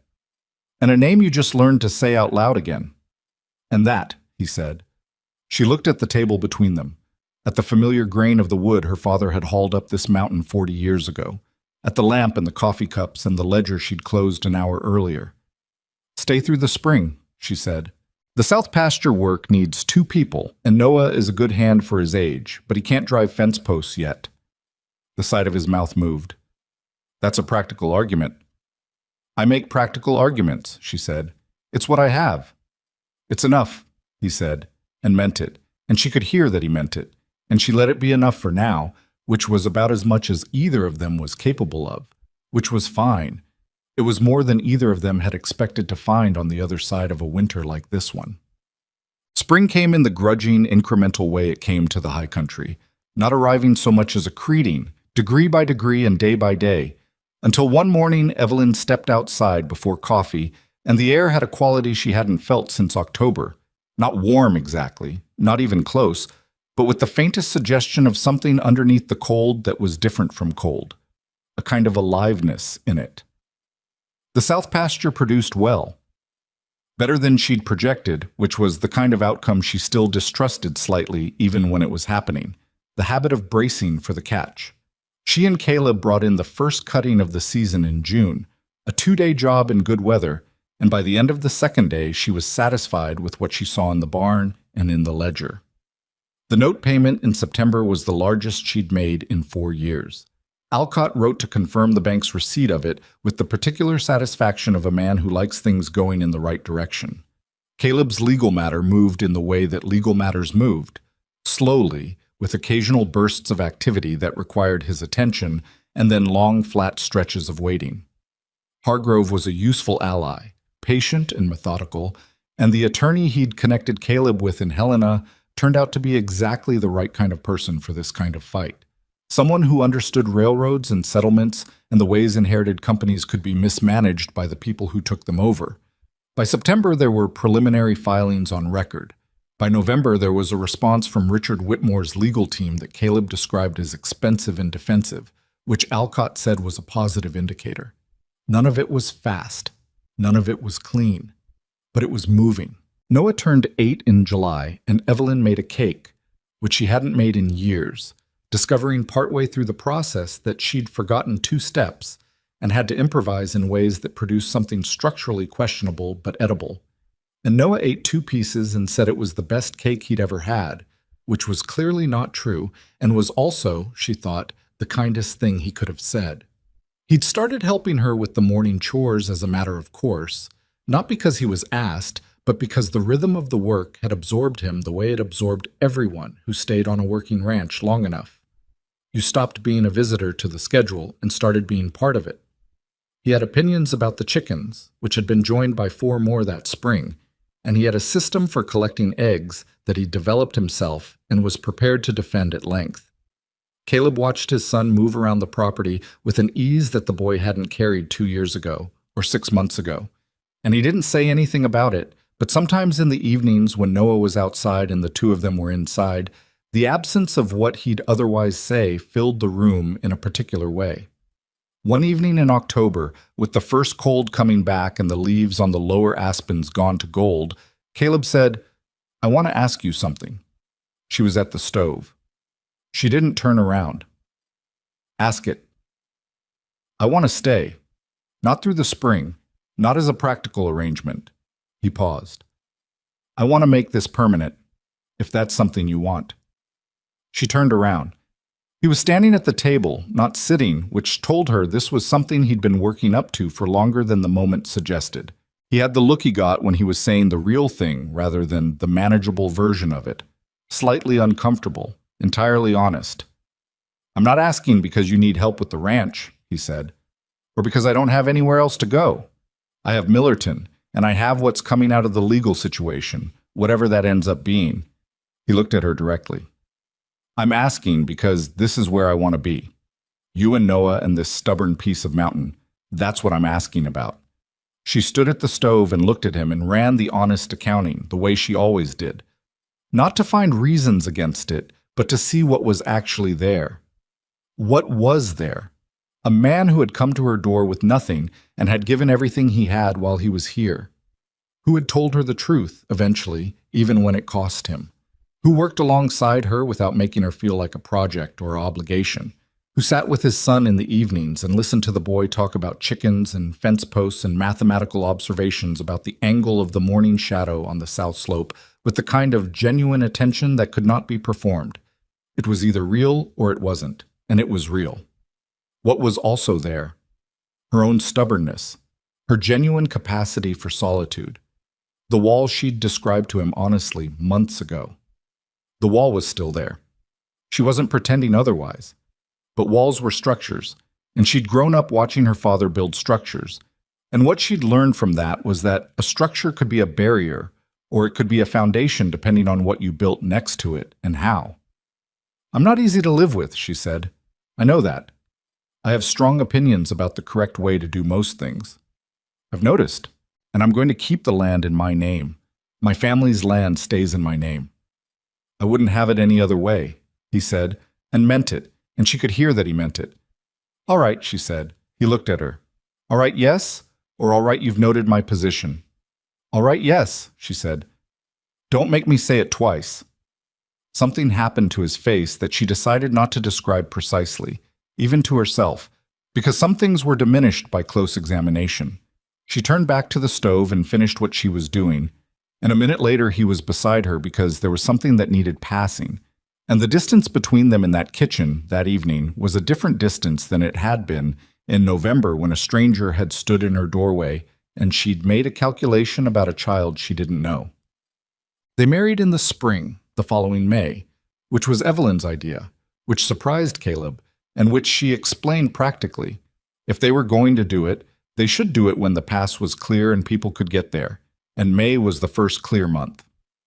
The ceremony was in the yard, performed by a circuit judge who came through the valley twice a year and who had the businesslike warmth of a man who'd done this many times and respected it every time. Bertram Hoyle came. Sasha Crane came with her eldest daughter. Tom Alcott came and brought his wife, who turned out to have strong opinions about cake that she shared with Noah at length. And Noah engaged with this seriously because Noah engaged with everything seriously. Henry Marsh came. A few others from the valley, people Evelyn had known for years at a functional distance, and who now, somehow, had closed to something closer over the winter and its aftermath. The shared experience of having stood in a cold street and said, "I'd like to know that too," being the kind of thing that changed the nature of a neighborly acquaintance in ways that were hard to undo. Caleb's side of the thing was Gerald Hargrove, who had made the trip from Billings because, he said in his formal, unhurried way, he had wanted to meet the woman who had evidently been responsible for Caleb Whitmore deciding to exist again.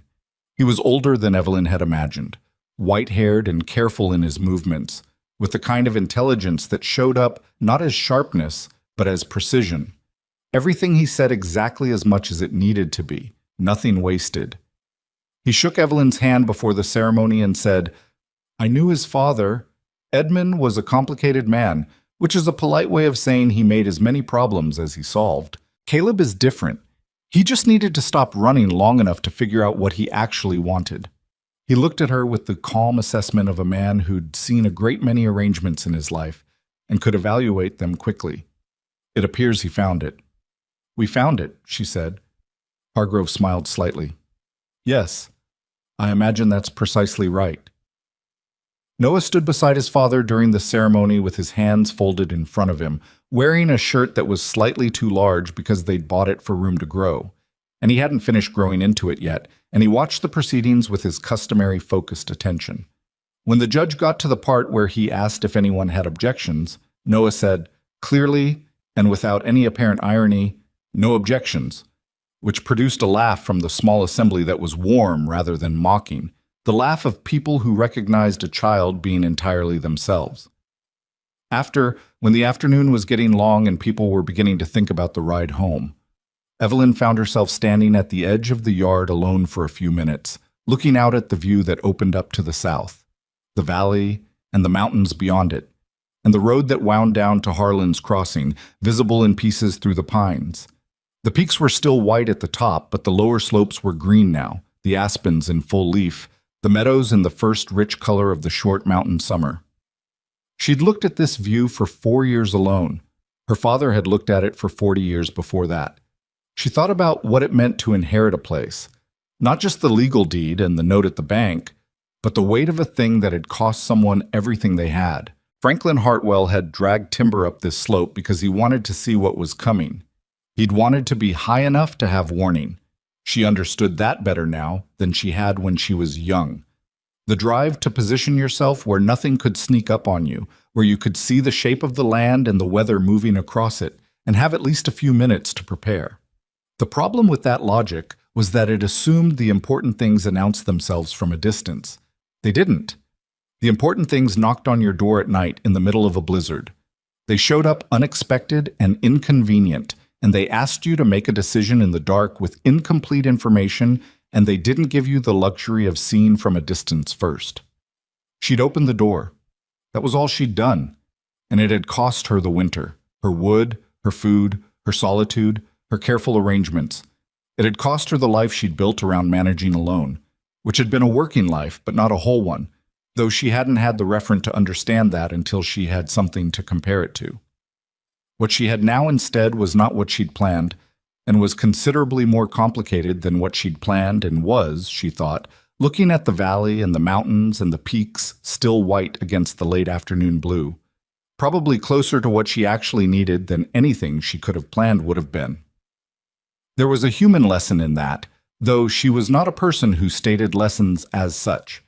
She thought of it more as an observation, that the difference between a hard life and a bare life was not the hardship itself, but the question of who you carried it with. That belonging was not a thing assigned to you by birth or station, but a thing you built with your hands and your presence and your willingness to open a door when every sensible instinct told you to keep it closed. That the people who changed the direction of your life rarely arrived with introductions. They arrived exhausted, in the dark, asking for nothing more than somewhere to put down what they'd been carrying. And sometimes, not always, but sometimes, what they were carrying was something you'd been missing without knowing it. She heard Caleb's step behind her. She didn't turn around.